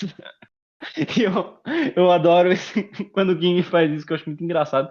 Assim como ele faz com o Ben Mears também, do Salem, né? Que é um cara que é basicamente o Stephen King, mas ele é muito bom com as mulheres. Então, existe aí um desejo freudiano sendo realizado aí, com certeza. Agora eu fico me perguntando se esse Pinquinho também era bom com as mulheres aí, ou se ele só tinha essa vontade de ser o bonzão da parada, tá ligado? Pica da galáxia. Uhum. Sei. Agora, eu acho que ele só tinha vontade mesmo. Eu colocava os personagens assim inspirados nele pra poder ter um pouco mais de ego. Não sei. Que merda. Eu acho que o Eu Stephen sei. King, ele queria ser o Stu Redman, mas ele era mais qual é que é o nome do incel do Dança da Morte? Não é Howard. Harold. Harold, né? É. Pior que Então. é. É bem isso. Vai ver, ele botou uma característica assim que dele surgiu. no Harold também. O que foi, Nicolas? Será que o King roubou a mulher dele e atuou o cara? Olha, olha, fica no ar aí. Veio uma história autobiográfica. Parei. Ok, antes que a gente seja processado. Ninguém é processado por fazer fofoca, não. Eu queria comentar um pouco sobre o Vic Trenton, que eu acho que da família principal, né, dos Trenton, ele é o menos interessante. Eu acho que ele é um personagem bem qualquer coisa. E para mim, a parte mais fraca do livro é tudo que envolve ele. Depois que ele começa a entender que as coisas estão perigosas e ele quer voltar para a cidade, fica um pouquinho melhor, não muito, mas eu ainda acho um saco todo aquele lance do cereal e tal. O que vocês acharam dessa parte do livro, de toda essa viagem que ele faz e tal? Que eu comentei com o Nicolas quando a gente estava aí, né? Quando ele estava aqui, no caso, no Rio, a gente conversou um pouquinho sobre especificamente o Vicky na história de Cujo. Eu esperava mais. É isso. Sabe? Eu não sei, mas na verdade, o que eu tô dizendo que eu esperava mais, eu não esperava tanto não, sabe? Só um pouquinho mais. A visão que eu tenho dele é prometeu pouco e entregou pouco. Assim, coitado, cara. Mas é que assim, eu pensei que ele fosse fazer alguma diferença no resultado do rolê, mas ele não fez, tipo, nada, sabe? Chegou no final, eu pensei, não, mas ele vai achar a mulher dele lá, sabe? Ele vai dar um estalo na cabeça que ele vai lembrar tudo bem. Ele até lembrou que ela tinha ido lá, né, era oficina, né? Era oficina que eles chamavam? Tal, não sei, não lembro mais. Pra poder consertar o negócio do carro e tal. Mas não, ele vai chegar, ele vai fazer alguma coisa que pelo menos ele vai tentar salvar a mulher e o filho do cachorro. Nada acontece. Quando ele chega, já aconteceu tudo, já se resolveu o que tinha que se resolver. E tipo, o papel dele é ficar tipo, acho que minha mulher tá me traindo. Aí quando descobre, porra, minha mulher me traiu. Tem que resolver o problema do trabalho, minha mulher me traiu. Aí chega lá no final que vê que aconteceu uma merdinha lá com a amante, com a mulher e tal. No caso, nem se encontraram ali, né? Mas ele acha que ele se encontrou. E a mulher sumiu. E quando ele finalmente encontra, não tem mais nada pra fazer, porque a história já se resolveu. Então, né? Que merda. Fico pensando, cara, não era pra esse cara ter feito alguma diferencinha, assim, só pequenininha, sabe? No desfecho da história. Que pra mim, cara, o cara só foi motivo de risada do começo até o final da história. Coitado, eu sinto pena, mas eu ri. É isso, ele é um personagem que ele entregou muito pouco, foi isso. E também nem era interessante pra gente se apegar. A gente só sentiu pena e deu risada. Tem muito o que dizer, não. Não sei se o pena e deu Nicolas risada. você acha diferente. Sentiu pena e deu risada, coitado. Pior que. É porque eu sou do terror, né? Então eu dou risada da desgraça dos outros. Então. Legal. Não, mas O Ted morreu e a Thaís estava de boa, assim. Eu concordo que Eu fiquei triste por causa do Ted, mas eu dei risada do Vic. Uma coisa não tem nada a ver com a outra. Ué, eu fiquei triste por causa da dona, mas do Vic eu só dei risada. Eu fiquei com pena dele porque ele é meio otário, né? Mas, assim, dei risada. Desculpa, eu sou coração de pedra. Pode falar, Nicolas. O Rodrigo também, se tiver algo a acrescentar aí. Eu tô rachando. Pode, Nicolas. Eu tô rachando o bico aqui. Mas não foge muito do que você falou mesmo, Thaís. É isso aí. O Vic, ele tá no rolê só pra assistir a desgraça acontecer e ele não faz porra nenhuma. Ele fala, tá, sou corno, vamos pra. Eu tenho. Meu trabalho tá uma merda, acho que eu vou ser chutado, vou lá, resolver. E não resolveu. Quem resolveu foi o. Na verdade, foi meio que uma mágica, né, que aconteceu.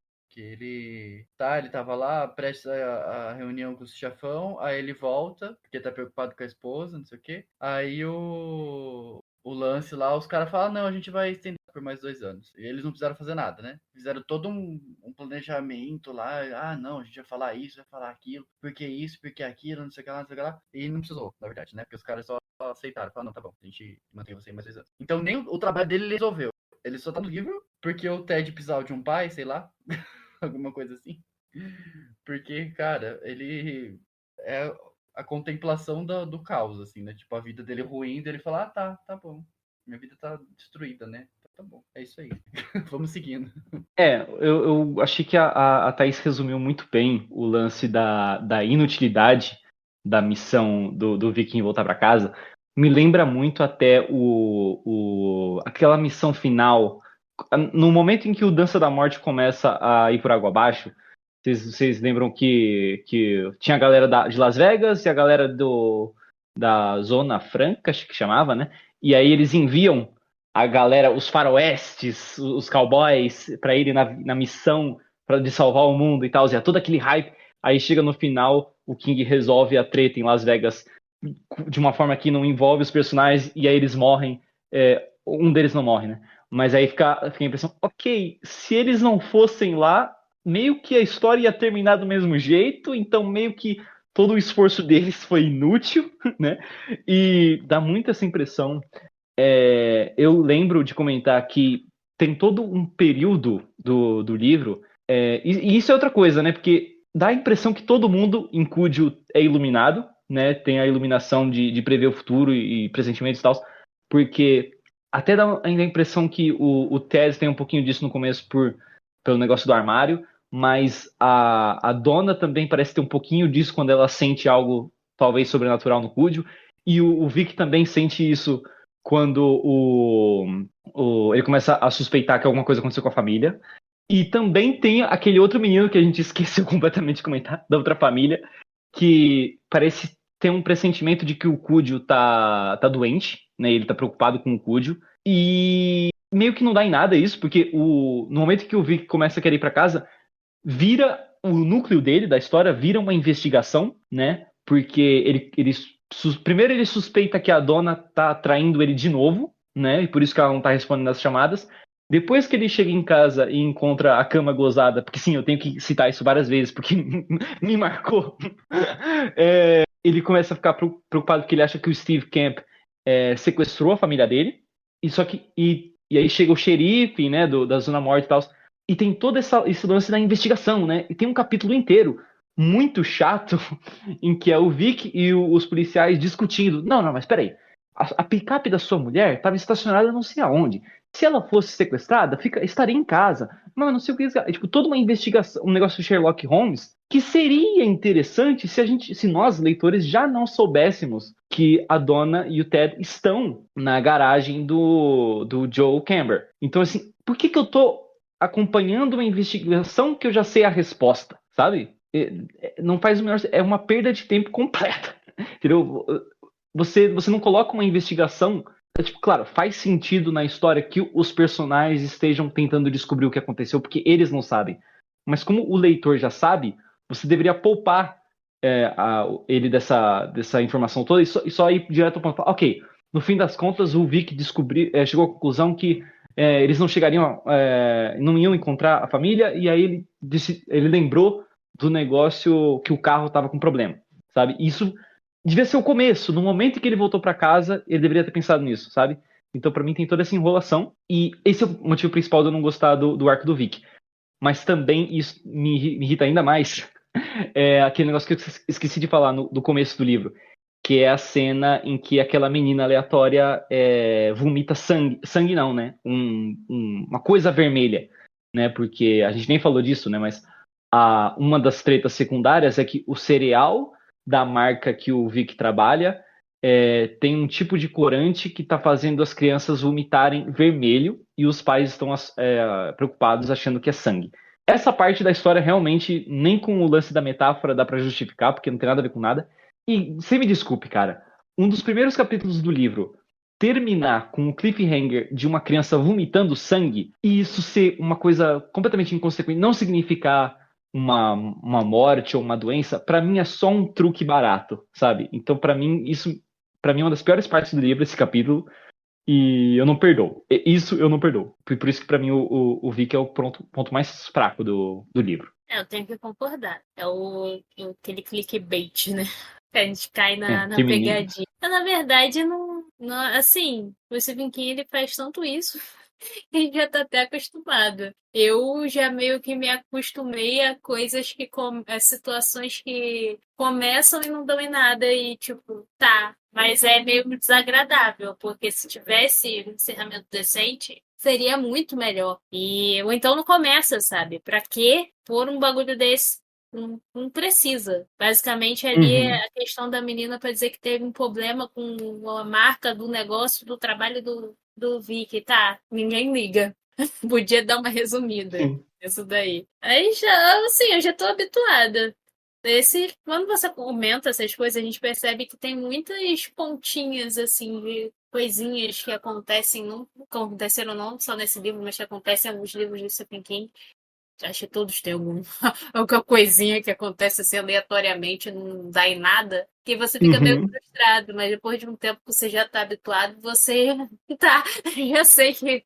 Não sei nem o que eu levo a sério, que eu vou só levando. Se der bom, ok, não vou criar expectativa em cima, não. Mas quando eu tava nessa parte aí da menina vomitando, eu pensei, assim, como diabos isso vai se associar à raiva do Cujo?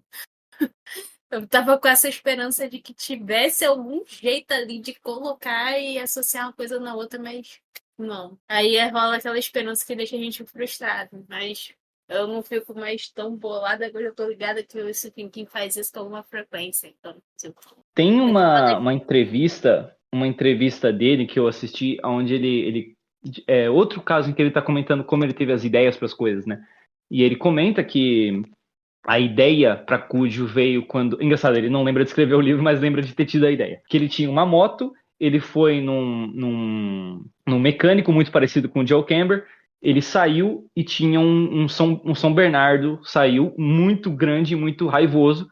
E ele se assustou, porque o cachorro era enorme e ele achava que o cachorro ia para cima dele. E o mecânico apareceu e deu meio que um pontapé no cachorro e falou: Não, tudo bem, parece que o bicho não foi com a sua cara, algo do tipo. E aí o King ficou com isso na cabeça: Ok, e se eu tivesse chegado lá e não tivesse ninguém em volta e o cara não tivesse em casa por algum motivo e o cachorro tivesse solto? E se ele tivesse com raiva? Aí ele começou a imaginar: E se fosse a minha esposa e meu filho? Aí a ideia veio daí. E aí ele comenta exatamente assim: Ok, aí eu tinha a ideia principal e eu precisava justificar as coisas que iriam resultar nessa situação. Então, esse livro parece que ele construiu primeiro com essa ideia e todo o resto do livro é para justificar a situação em que a dona e o Ted estão. Então, beleza, ok, eles têm um marido, só que o marido precisa estar fora para justificar a cena que eu quero criar. Só que era fácil, era só você falar: Ok, querida, estou em vou ter que sair da trabalho. E aí, é só isso, ponto. Não precisa ter uma explicação vasta sobre o que exatamente é o trabalho dele. E, tipo, uma aula sobre marketing. Como o marketing funciona. E o amigo dele que trabalha no marketing junto com ele. E qual é a relação do amigo dele que trabalha com marketing com a esposa dele? Ah, mas ele é meio gordo, mas ele precisa fazer, sabe? E, tipo, foda-se, sabe? Um monte de coisa só para justificar esse detalhe muito simples da trama, que é esse cara precisa estar longe da família. Ponto. E não precisa ser 10%, 15% do livro isso, sabe? Então, eu entendo porque ele fez, mas poderia ser bem mais curto. porque 90% de tudo que o Stephen King faz podia ser bem mais curto, né? Então, Sim, tem livros aí que davam para ser contos facilmente. sim. Então, quer dizer, a gente já tá habituado. Última coisa que a gente poderia comentar antes do final é uma coisa que a gente ignorou o podcast inteiro, porque eu acho que é natural, né? Para quem lê esse livro, a gente foca muito mais na família Trenton e esquece dos Cambers, que é a outra família mais. Eu vou usar um termo aqui, eu espero que eu não esteja sendo preconceituoso, tá? Se for, me corrijam aqui, mas eu acho que é só um termo comum dos Estados Unidos, que seria os caipiras, né? Eles são o povo mais humildão, né, em comparação com a outra família, e é uma família bem problemática também, mais problemática do que os Trenton, né? O que vocês acharam de toda essa trama secundária dessa outra família? Todo esse lance do Joe ser um escroto, da mulher viajar, toda a viagem dela, etc. Acho que é outra coisa que não precisava, assim, ser tão desenvolvida como é, sabe? Talvez uma ceninha ou outra em que que acontecesse alguma coisa que você fala, ah, tá, o Joe Campbell tem um temperamento meio embaçado, né? Já ia ser suficiente, ou então... É que também tem a questão que o Cujo mora lá, né? Então, eu acho que ele deve ter acabado desenvolvendo um pouco mais a família justamente por conta da relação com o Cujo. Mas eu acho que seria outra parte que dava pra dar umas cortadinhas e tal. Principalmente aquela parte que a Charity viaja com o... Gente, esqueci o nome do menino, socorro. Com o Brett, lembra? Eu ia ver a anotação aqui agora. Você abriu o livro pra ver qual que era. Que a Charity viajava com o Brett, que tipo, tem toda a questão dela ter querendo mostrar pro filho uma outra realidade, que ele poderia ser, né, diferente da maneira como o pai criava ele, não sei o quê. Mas, sinceramente, não sei se isso é tão interessante assim. A verdade é que a gente quer ver a dona, o Ted e o cachorro. Acabou, né? O resto não importa muito, assim. Mas a Charity, ela é uma personagem interessante. Tipo, o ponto do enfrentamento ao marido também é uma interessante de ler, assim, e tal. A relação do Brett com o Cujo, por exemplo, que uma das minhas cenas favoritas do livro é quando ele sai de casa e tá tudo enevoado e ele escuta o Cujo rugindo, não rugindo, ele tá rosnando, que ele escuta o Cujo rosnando, aí depois vê que o Cujo tá na névoa ali, que ele tá meio machucado. Aí eu acho que o Stephen King, ele pula pro ponto de vista do Cujo, aí o Cujo fala, tipo, ele meio que, ele não tava 100% tomado pela raiva ainda, aí ele acaba saindo e tal. Então eu acho que o foco seria mais nessas cenas, né, que seriam mais importantes. Assim, importante não, mas que seria mais interessante de ver, assim, mas eu acho que ainda tem umas coisinhas nessa. Eu acho que principalmente a viagem da Charity, que eu acho que poderia ter sido mais resumida. E depois a gente soube que a irmã dela também não queria que ela. Mas enfim. Cara, é aquela coisa, eu gostei da história da outra família, que eu já não lembro o nome, que vocês já falaram, eu já esqueci. Camber. Todo mundo tem um nome esquisito, tem um sobrenome esquisito, e eu fico meio, meu Deus, como é que era?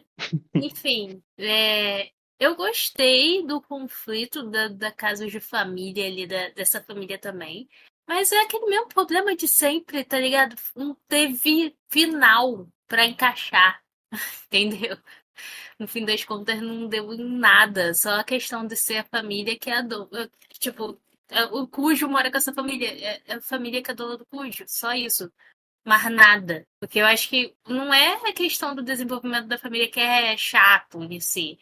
É chato não ter nada a ver com o que acontece no final. Você fica meio que com aquela expectativa de que aconteça alguma coisa ali, sabe? Sei lá, não. Eles chegaram a ponderar e voltar de viagem para ver o que tinha acontecido. O garoto ficou preocupado com o cachorro que estava doente, o pai não atendia o telefone. Então eu acho que o que me deixou frustrada especificamente foi essa questão de não ter acontecido nada em relação a outra família. Eles poderiam ter voltado e participado do final do rolê, de algum jeito, nem que tivesse voltado só pra morrer. Aí já seria mais interessante. Mas não aconteceu nada, então a gente fica meio, tá, e receberam a notícia o pai do que morreu, aconteceram né? E tá tudo bem. O pai morreu, mas o pai tava lá, né? Agora, a família que tava encucada lá com o cachorro doente, o pai não atendeu o telefone, tá bom, então. Vou ficar aqui. Acho que eles chegaram a ponderar, como eu disse. Chegaram a ponderar voltar, mas não voltaram. Se eles tivessem voltado e tido um final amarrado ali com o final da dona, eu acho que seria bem mais interessante. E aí valeria ter o desenvolvimento deles. Mas como deu em nada, foi qualquer coisa no fim das contas. Foi um desenvolvimento que foi até bom, mas foi inútil.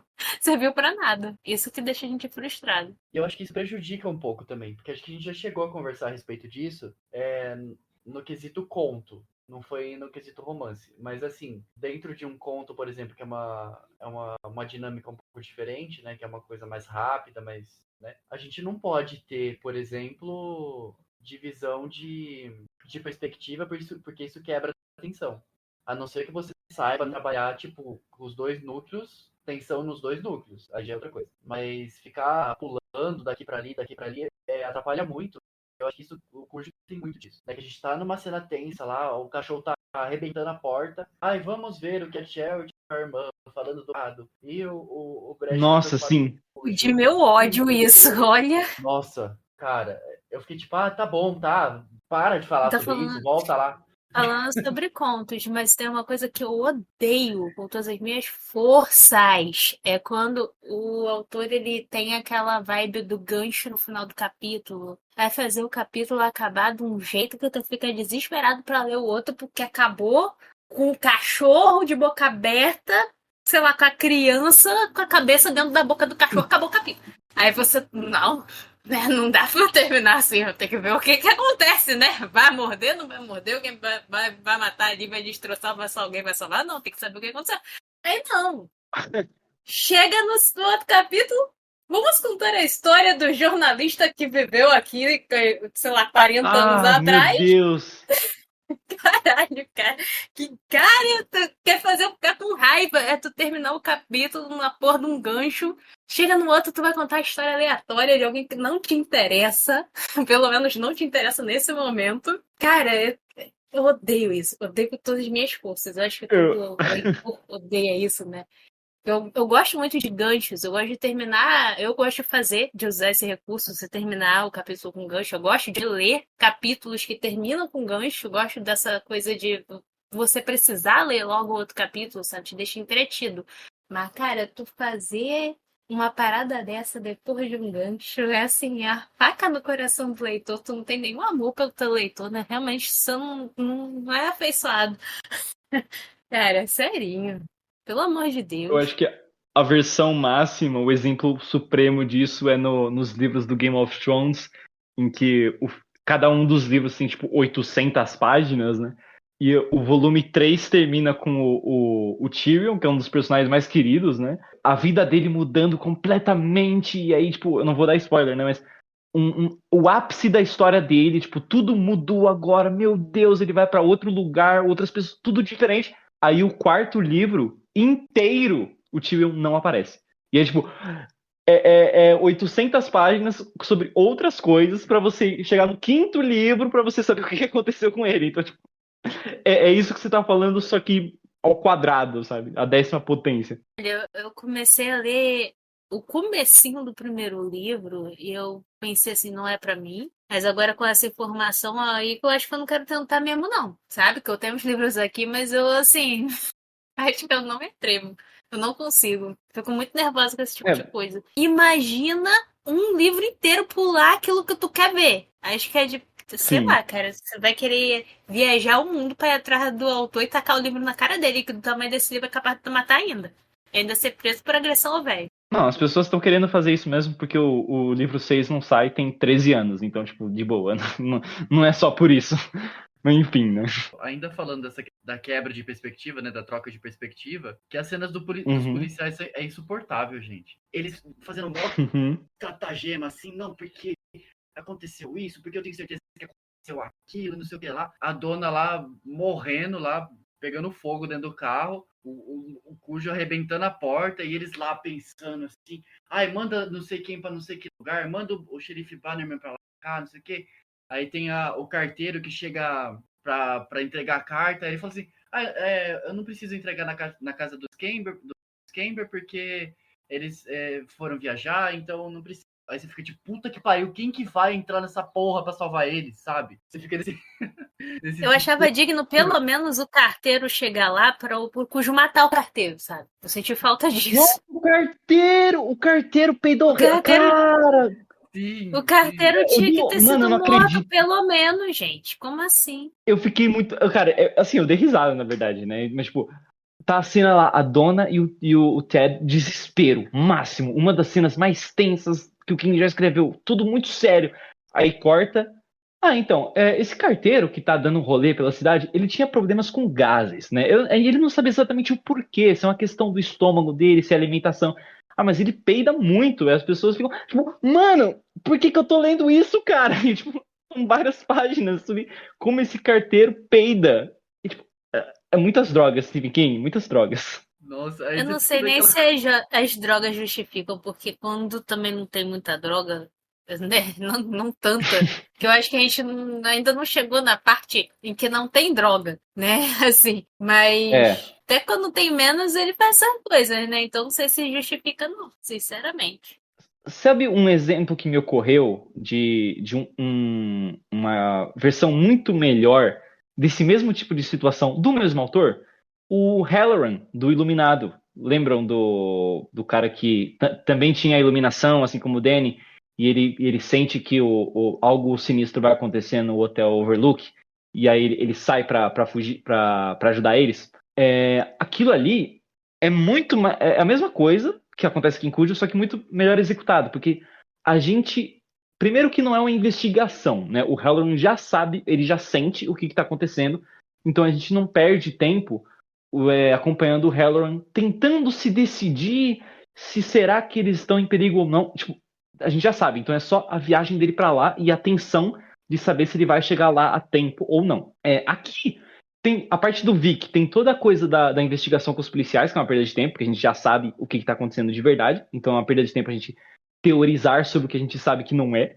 E a parte da Charity também é uma perda de tempo, porque a gente sabe que eles não vão conseguir fazer nada a respeito. Isso é uma coisa que, assim, tudo bem que a dona, ela pensa isso porque ela tá em desespero, mas ela fala assim, quando o carteiro chegar, vai dar tudo certo. Ou quando a família da Cherry e do Joe chegarem, vai dar tudo certo. Sendo que, tipo, isso não faz o menor sentido, porque o que o carteiro iria fazer contra o Cujo, sabe? Ele ia jogar o saco cheio de cartas e sair correndo. Não ia mudar nada, sabe? Então, irrita um pouco essas falsas fontes de tensão, porque a gente sabe que não vai se resolver dessa forma, então por que eu tô perdendo tempo com isso e não lendo o que de fato importa, sabe? Então, enfim, a gente sempre acaba falando mal, mesmo quando a gente ama o livro, a gente sempre acaba reclamando muito, né? É isso que eu ia comentar, porque a gente tá tacando pau em Cujo aqui e a gente adorou. Eu amei esse livro! Eu também. É porque é muito mais legal reclamar do que elogiar. Gente, Então, aqui é dissecando Stephen King, não é o amando Stephen King. A gente disseca o livro mesmo. aqui então- abrindo e tirando as entranhas e dando uma mexida e analisando por que porras, porque a gente realmente se pergunta muito isso durante a leitura de qualquer livro dele. E a gente ainda não chegou a uma conclusão, não, mas um dia, quem sabe? Tem esperança, ainda falta 80 livros pra gente terminar, então, quem sabe? Eu vou aproveitar o lance da outra família, dos Camber, para perguntar para vocês sobre o final do livro. Porque a gente já falou que nós três gostamos do final, né? Mas eu acho que o final, quando você vai naquela perspectiva que eu comentei antes, sobre ver o livro como mais sobre os laços da família e tal, do que sobre o próprio cachorro e tal, justifica um pouco esse foco na outra família, porque o contraste meio que ele se inverte. Não sei se vocês perceberam isso. E, tipo, no começo do livro, a família Trenton era a família feliz e os Camber eram os fudidos. E meio que no final é o contrário, né? Isso até simboliza com a Charity dando pro Brad um novo cachorrinho, meio que simbolizando um recomeço, né? Um cachorro menor, não o outro São Bernardo, né? E da vacina de raiva pro bicho, né? Inclusive, pessoas irresponsáveis, né? Se tivessem vacinado o bicho, nada disso teria acontecido. Mas é legal como a dinâmica das famílias se invertem, né?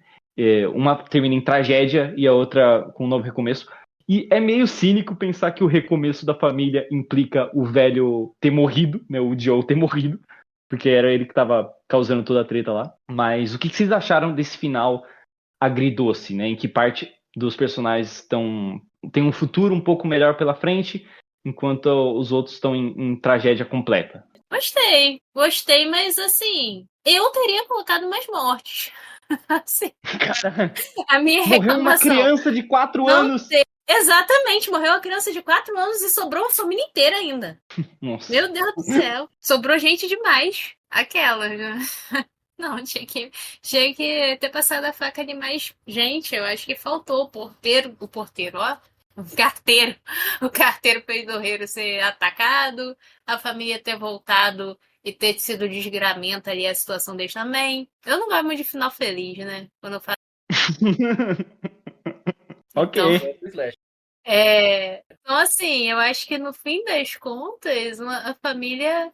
O final nem foi de todo ruim assim, porque morreu o bebê, mas, tipo, a família, de um jeito ou de outro, seguiu em frente, se arrastando, mas seguiu. A outra família ficou de boa, com o recomeço todo bonitinho, você colocou de um jeito que até ficou mais claro, mais bonitinho aqui pra mim.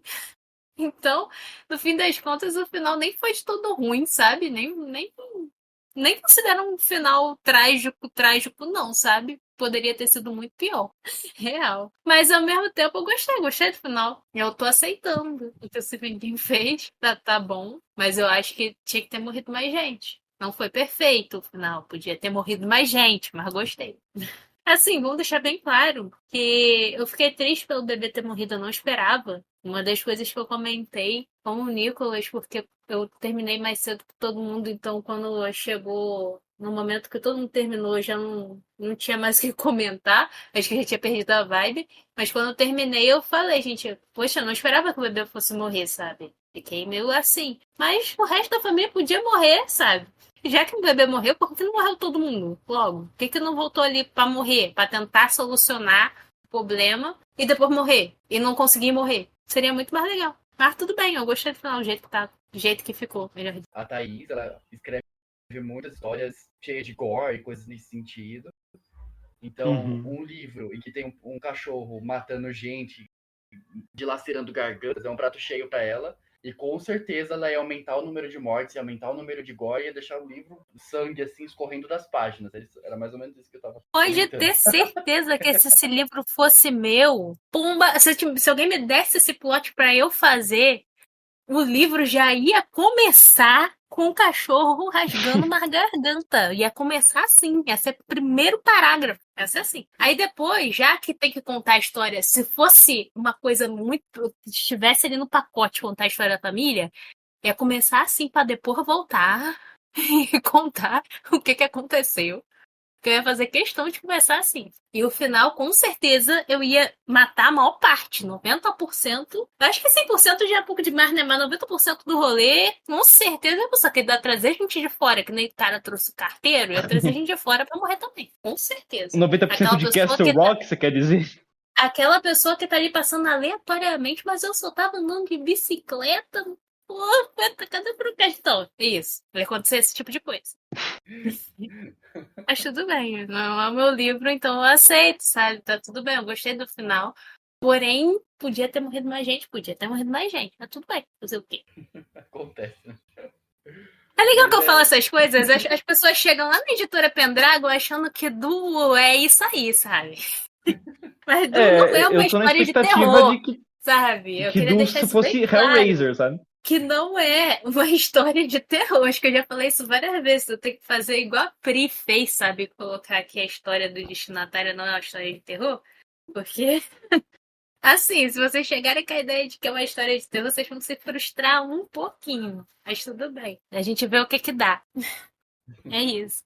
Mas assim, eu gostei do final, principalmente do lance da dona surtando, né? Que ela sai do carro, aí o Vic Uhum. chega, tira o filho morto do carro, aí ele fala, então, mas quando que o Ted morreu? Mas ele morreu? Como assim? E ela lá macetando o cachorro, morto já, descendo a porrada nele, aí ela vai e tenta ressuscitar o filho, tira o Vic de perto, aí ela vê que não dá certo, ela volta e começa a macetar o cachorro de novo, e começa a rosnar para as pessoas. Aí você fica tipo, mano, que isso que tá acontecendo? É um final muito. Cara, é muito bom esse final. Essa cena em específico. Aí. É trágico, né? Porque o menininho morre. A gente. Acho que fora a dona, acho que o Ted é um dos personagens que a gente mais se apega, assim. Pelo menos comigo foi assim. E ver ele Sim. morrendo daquela forma lenta e ele, sei lá, alucinando, vendo o lago com os patos, um negócio assim. E assustado com o Cujo, né? Imaginando que é o monstro do armário dele que veio para buscar ele, né? Porque o monstro do armário falava que cada dia ele ia chegar cada vez mais perto, né? Um negócio assim. Então é uma cena bem triste. Eu cheguei quase a escorrer uma lagriminha, assim, nesse final. O ataque Mas de pânico que ele tem, né? É horrível. sim, sim. Aqueles momentos que ele começa a ter convulsões, né? Por conta do calor e tal. Enfim, é uma cena são cenas bem embaçadas, assim, bem pesadas mesmo. Aí ele morrendo e tal. Aí eu vi que ele e ela lidando com esse luto depois, né? E reconstruindo a relação e tal. É um final até que bonito, assim, pra todo o rolê que aconteceu, né? Toda a desgraça que aconteceu. ela acaba se recuperando da raiva também, né? Porque ela foi mordida. E o outro lado, né? A família de Joe Camber, depois da morte do marido, a gente vê que a coisa começou a fluir de forma mais saudável e tal. Isso também é legal de ler, né? Porque a gente, apesar de o núcleo deles não é tão relevante assim, a gente acaba se apegando um pouco também. Albrecht também, principalmente. Acho que os personagens crianças do Stephen King são sempre destaque, assim, né? A gente se apega a eles muito rápido, sei lá. Então, foi legal a gente ver que eles se tornaram uma família um pouquinho mais responsável, né? Dando vacina no cachorrinho novo e tal. Aquela coisa deles ficarem tentando escolher um nome adequado, assim, acho um final bonitinho. Depois do caos e destruição, aí um final bonitinho. Eu amo demais o final desse livro. Pra mim, é uma das melhores coisas dele. Eu acho que ele é o. Acho que eu já falei isso já, né? Que ele é o segundo livro mais pesado do King. Eu acho que só o Cemitério é ainda mais desgramento, porque enquanto ele é dividido em dois núcleos e um é completamente terrível e o outro tem um pouquinho de esperança, o Cemitério, por ser um núcleo só, não sobra esperança pra ninguém, né? É só desgraça. Mas os dois são livros muito amargurados, né? O final, todo o último texto do livro me dá aquele clima de inferno, sabe? Inclusive, isso foi uma das coisas que me decepcionou no filme, porque eu não sei se vocês fazem isso quando vocês leem, mas tipo, muitas vezes eu visualizo com um livro quase como eu faria em uma versão em filme se eu fosse o diretor, sabe? E todo aquele final em que ela sai e mata o cachorro e continua chutando e batendo o bicho com o taco de beisebol e ela tá. Porque ela também foi mordida, né? Então ela tá começando a ter os efeitos da raiva também, a cabeça dela tá toda tonta, junto com a exaustão e o desespero. E eu imagino aquilo com um tom bem. Quase como um filtro avermelhado, sabe? Com aquele calor. O calor também é sempre descrito várias vezes ao longo do livro, né? E aquele clima de inferno mesmo, sabe? E com aquelas garças no fundo, com o som e tal. E aí o Vic chegando e pegando o menino morto do carro e saindo, e ele com a cara de pânico, assim, falando, meu Deus, quando que ele morreu? E ela, não, ele morreu e tal, e descarregando a raiva. Pra mim aquilo é um frenesi de angústia, sabe? Tão potente, tão incrível, e depois disso, quando a gente vê ele se recuperando e ela saindo do hospital, e uma das cenas finais que é eles dois na casa, né, e tem toda aquela volta, né, aquela coisa que ela tinha falado antes, naquele monólogo da casa vazia, né, que ela odiava quando a casa ficava vazia, e agora a casa tá vazia para sempre porque o filho morreu, e tá os dois no sofá, e tá chovendo, se eu não me engano, e aí ela pergunta assim, será que a gente vai conseguir viver nessa casa e tudo tem lembranças e eles doam as roupas do menino. O King tá realmente querendo te fazer chorar no final, sabe? E ele fala, eu não sei se a gente consegue e tal. É aquele drama seco, tão maravilhoso, que eu fiquei muito puto com o final do filme. E eu falei isso em off com vocês, mas eu vou falar aqui. Spoiler do filme de Cujo. Eles mudam várias coisas, né? Mas a principal mudança da história é que o Ted não morre no filme. A mãe leva ele pra casa e consegue fazer meio que uma respiração boca a boca. E depois que o cachorro morre, o Vic chega. E aí eu achei muito bosta. Tipo, a última cena do filme é os três se abraçando com um sorriso de alívio e parece uma família em comercial de manteiga, sabe? De margarina. Assim, tudo deu certo no final, sabe? Só faltou a música do Friends tocando enquanto rola os créditos, assim. E eu achei uma bosta, porque é tudo o que o King teve coragem de fazer reverso, sabe? Revertido. Todo aquele drama terrível. Não, às vezes as coisas não dão tudo bem, às vezes é tragédia, crianças inocentes morrem e é horrível, e os pais têm que lidar com isso, sabe? E eu odiei o filme por causa disso. O filme tem coisas legais, inclusive acho que os efeitos especiais, principalmente, o cachorro é muito bem feito. Uma das coisas que eu pesquisei para comentar aqui como curiosidade é que o cachorro eles usam vários cachorros ao longo do filme, né? Vários São Bernardos de verdade. E eles tiveram muitos problemas com um problema que o cachorro ele é para parecer assustador, obviamente, né? E eles têm uma maquiagem muito boa, assim, que parece que ele É quase um monstro, né? Acho que vocês chegaram a ver imagens, assim. Vocês viram, né? Há muito tempo atrás, os filmes. E... Só que como ele é um cachorro de verdade, ele ficava o tempo inteiro balançando o rabo, porque ele tava muito feliz, assim. Ele se empolgava com as pessoas filmando o filme. Então eles tiveram que prender o rabo do cachorro e colocar um rabo falso, assim. Porque o cachorro, ele tava alegre o tempo inteiro durante a gravação. E eu achei isso muito engraçado, sendo que o cachorro é pra ser assustador. Então, os efeitos especiais são muito bem feitos, o Cúdio tá muito bem feito, mas o filme é uma bosta. Que surpresa, né? Isso é a única coisa constante no Desencanto de Piqui. A versão de filme é sempre uma bosta. Mas então é isso, o que eu acho do livro e do filme. E é isso, mais alguma coisa a comentar? Eu não posso dizer o que eu acho do filme, porque como faz muito tempo, eu não lembro de nada. Eu tô só acreditando no que você tá falando, mas lembrar eu? Eu lembro do cachorro. Eu acho que eu lembro como é que é o cachorro, porque eu vi foto na época do filme. Agora, do que aconteceu, eu não lembro, não. Não lembrava que o garoto vivia, não lembrava. Não lembrava se tinha duas ou se tinha uma família só. É real, não lembro de nada. Tem as duas. Só que eles cortam Então. bastante a parte dos Cambers. É bem mais simplificado. O que é bom até, né? É. Parando para analisar que faz muita diferença. Não faz nenhuma diferença, na verdade, no final.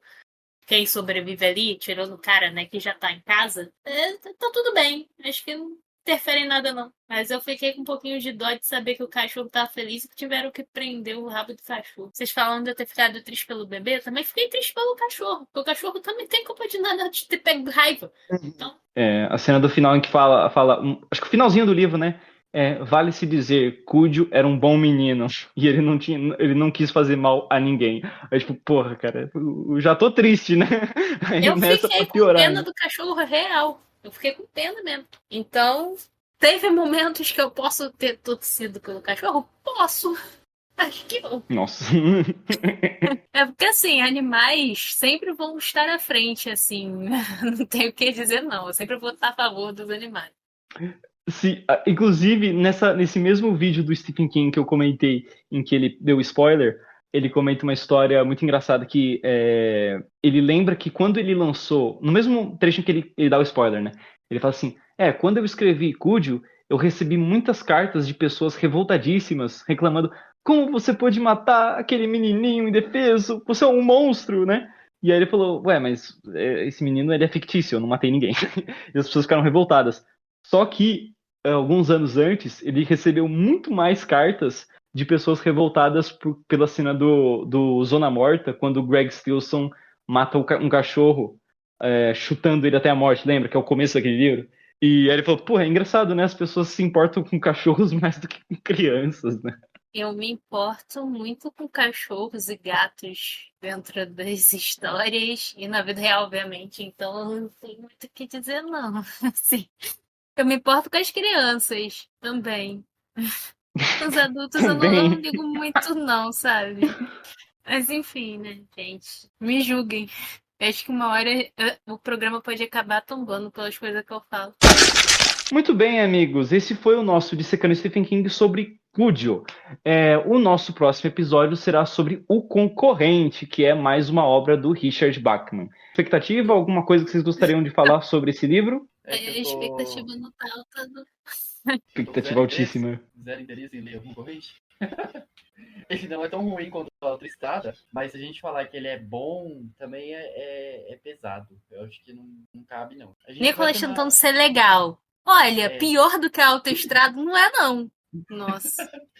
É que o nível da autoestrada é muito baixo, né? Aí fica difícil também. Mas não é muito bom, não. Não tô empolgado, não. Mas é curto. É curto. Ele tem umas... É que a edição que eu tenho ele é um pouquinho menor do que a edição padrão da Suma, do dimensionamento mesmo. Então, eu acredito que seja umas 250 páginas, no máximo, mais ou menos. A minha edição tem umas 300. De boa. Mas é isso, gente. Ok, eu pensei que você ia dar uma sinopse ou não, mas tudo bem também. Não, eu posso pegar ele aqui, peraí, rapidinho. Porque... Não. Um da detalhe... última vez ele foi ótimo. Pode falar, Nico. Uma vez... Eu tava olhando, porque eu tava fazendo o cronograma ontem, né? E eu tava olhando as sinopse e esse livro se passa em 2025, ou seja, ano que vem, né? Só que em 2025 do Stephen King, a TV domina os lares americanos e tem aqueles lances de reality shows, assim, né? Tipo Jogos Vorazes. Então o cara, Com a longa marcha. É, tipo isso. É bem parecido. O cara, ele tá com eu não sei se é um garotinho ou uma garotinha. Que ele tem um filho, né? Um filho ou uma filha. E essa criança tá doente. Então ele se inscreve pro programa, o Foragido, que é o que paga mais, pra ele ganhar grana, pra ele cuidar da criança. Então ele é perseguido pelas ruas e eles tentam matar ele. Ele tem que sobreviver pelo máximo de tempo possível. Um negócio assim. Só que é um daqueles livros que nada acontece, assim, que você fica tipo, ah, não, realmente, sabe? Não. É só ele andando na rua, aí ele conhece não sei quem, aí não sei o que lá, aí aparece umas pessoas querendo matar ele, aí ele foge, coisas assim, sabe? Nada espetacular, não. Tem uma cena no final que talvez É um daquele. a Thaís vai gostar. Eu não vou dar spoiler aqui, mas ela é bem. Dá uma afliçãozinha, assim. Mas é isso. O auge dele é isso, mais nada. Já despertou meu interesse em alguma coisa. Pelo menos uma cena boa é garantida aí no livro. Então, É que é um vambora. daqueles livros que o King escreveu adolescente, não é? Se eu não me engano. Assim como A Longa Marcha, né? É um daqueles que ele foi resgatar depois, mas foi um dos primeiros que ele escreveu. Ah, não sei. Eu não pesquisei muito a respeito dele. Só sei que, assim, a gente vai lendo o Richard Bachman, a gente vai começando a perceber algumas recorrências. Tipo, contagens regressivas. Que nem a Longa Marcha, a gente tem Uhum. acompanhando um por um morrendo. Em Autoestrada tem as datas, né? Ele vai a data. Os capítulos, né? São divididos por data. Aí Sim. aqui em O Concorrente são 100 capítulos e ele vai contando de 100 a 0. Tipo, como se fosse o tempo de sobrevivência do personagem. Aí. Parece legal. E a maldição é o peso do personagem, né? Porque ele é amaldiçoado, aí ele vai perdendo peso. Então, o nome dos capítulos é o peso corporal do personagem, que vai diminuindo. Assim. Então, ele gosta de números, de contagem regressiva, assim, o Richard Bachman. Eu tô indeciso ainda em relação ao Bachman, porque pra mim tá empatado, sabe? Um livro dele eu gostei bastante, porque A Longa Marcha eu achei muito bom, e A Autoestrada foi sonífero. Então, pra mim, o concorrente vai meio que desempatar isso aí e vai, sei lá, eu vou decidir se eu gosto ou não dos livros do Bachman. Eu acho que não, porque esse livro é, tipo, meio termo, assim. Não vai nem pra lá nem pra cá, é tipo assim. Ok. É bom porque depois a gente já vai pra Torre Negra, e eu tô empolgado com isso, e depois da Torre Negra vai ser uma sequência incrível de livros que eu tô muito interessado. Pelo menos eu, né? Mas O meu vai demorar vamos um pouquinho passar mais. por esse concorrente, então. O meu vai demorar um Mas pouquinho mais. 2024 tem muito livro bom do O Dissecando Stephen King. Spine, O Cemitério, A Hora do Lobisomem, O Talismã, Os Olhos do Dragão, A Maldição, são todos livros assim que eu tô hypadíssimo pra alguns revisitar e outros pra ler pela primeira vez. Então, E tem It, gente. It vai ser o último livro do ano. It é coisa. A gente vai fechar assim, ó, no grau. O último livro do ano vai ser It. Maravilha. Esse é o mais icônico, né? É a capa do nosso grupo, tanto no Telegram quanto no Discord, é o Pennywise, então vai ser bem icônico. Pessoal, eu fui Thaís Ramos. Vocês conseguem me encontrar no Instagram como Voodoo Plush. Se vocês procurarem Thaís Ramos, vocês também vão me encontrar no Wattpad, no Instagram, no TikTok, ou voodoo.plush. Vocês conseguem achar o meu livro disponível em pré-venda lá na editora Pendragon, no site da editora Pendragon. Conseguem achar o Pinale no Amazon e o Pinale Mais no Wattpad. O Wattpad tem contos gratuitos, vocês podem ler e também podem ler a degustação de Du para ver se é um livro que é para vocês ou não, para vocês pegarem a vibe de que esse específico, essa fatia de bolo não é terror, só esse, assim. Então, vocês podem dar uma olhada lá para ver se vai ou se não vai, se vocês curtem aquela fantasia com uma vibe assim um pouco sombria, mas ao mesmo tempo um pouco zoeira, com drama, uma coisa mais de avançar para a história para vocês pegarem. Mas de início vocês vão ver que é uma parada até leve, então deem uma olhada lá se for uma história que vocês acham que vai, que se apega também, invista, acho que vocês vão gostar. E as outras podem esperar tudo de ruim do pior que vai dar bom. E é isso aí. Eu vejo vocês no próximo programa, que apesar do que o Nicolas falou sobre o concorrente, eu já tô com uma expectativa de que seja bom, porque o Cujo me deixou bem, me deixou feliz. Então, é isso aí. Até a próxima.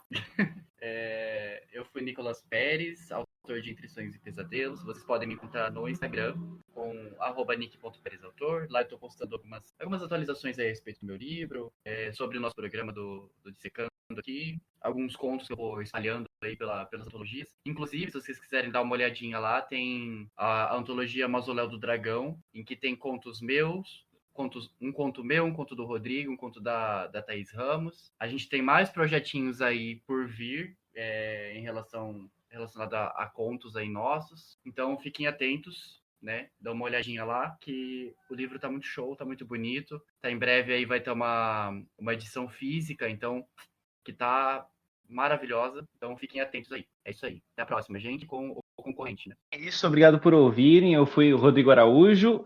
Vocês podem me encontrar no Instagram como Rodrigo B. Araújo 0014 _. Peraí, acho que o Instagram não tem o B. Acho que o B tá no do TikTok, Rodrigo B. Araújo 14. Se estiver errado, os nossos Instagrams estão na descrição de todos os programas, tá? Então, vocês podem conferir. Assim como os links para os nossos livros. O meu livro sobre crianças e jogos estranhos está para sair aí na editora Pendragon. Deve sair junto com o da Thaís. Então, basicamente, em sincronia, né, os dois, em produção. Os meus livros em e-book também estão disponíveis na Amazon por R$5 cada. Juliana é Demais pro Meu Gosto. É um terrorzão bem pesado, bem dramático, bem... Sim, aquilo que eu falei sobre Cúdio ser sem esperança, mais ou menos dessa pegada.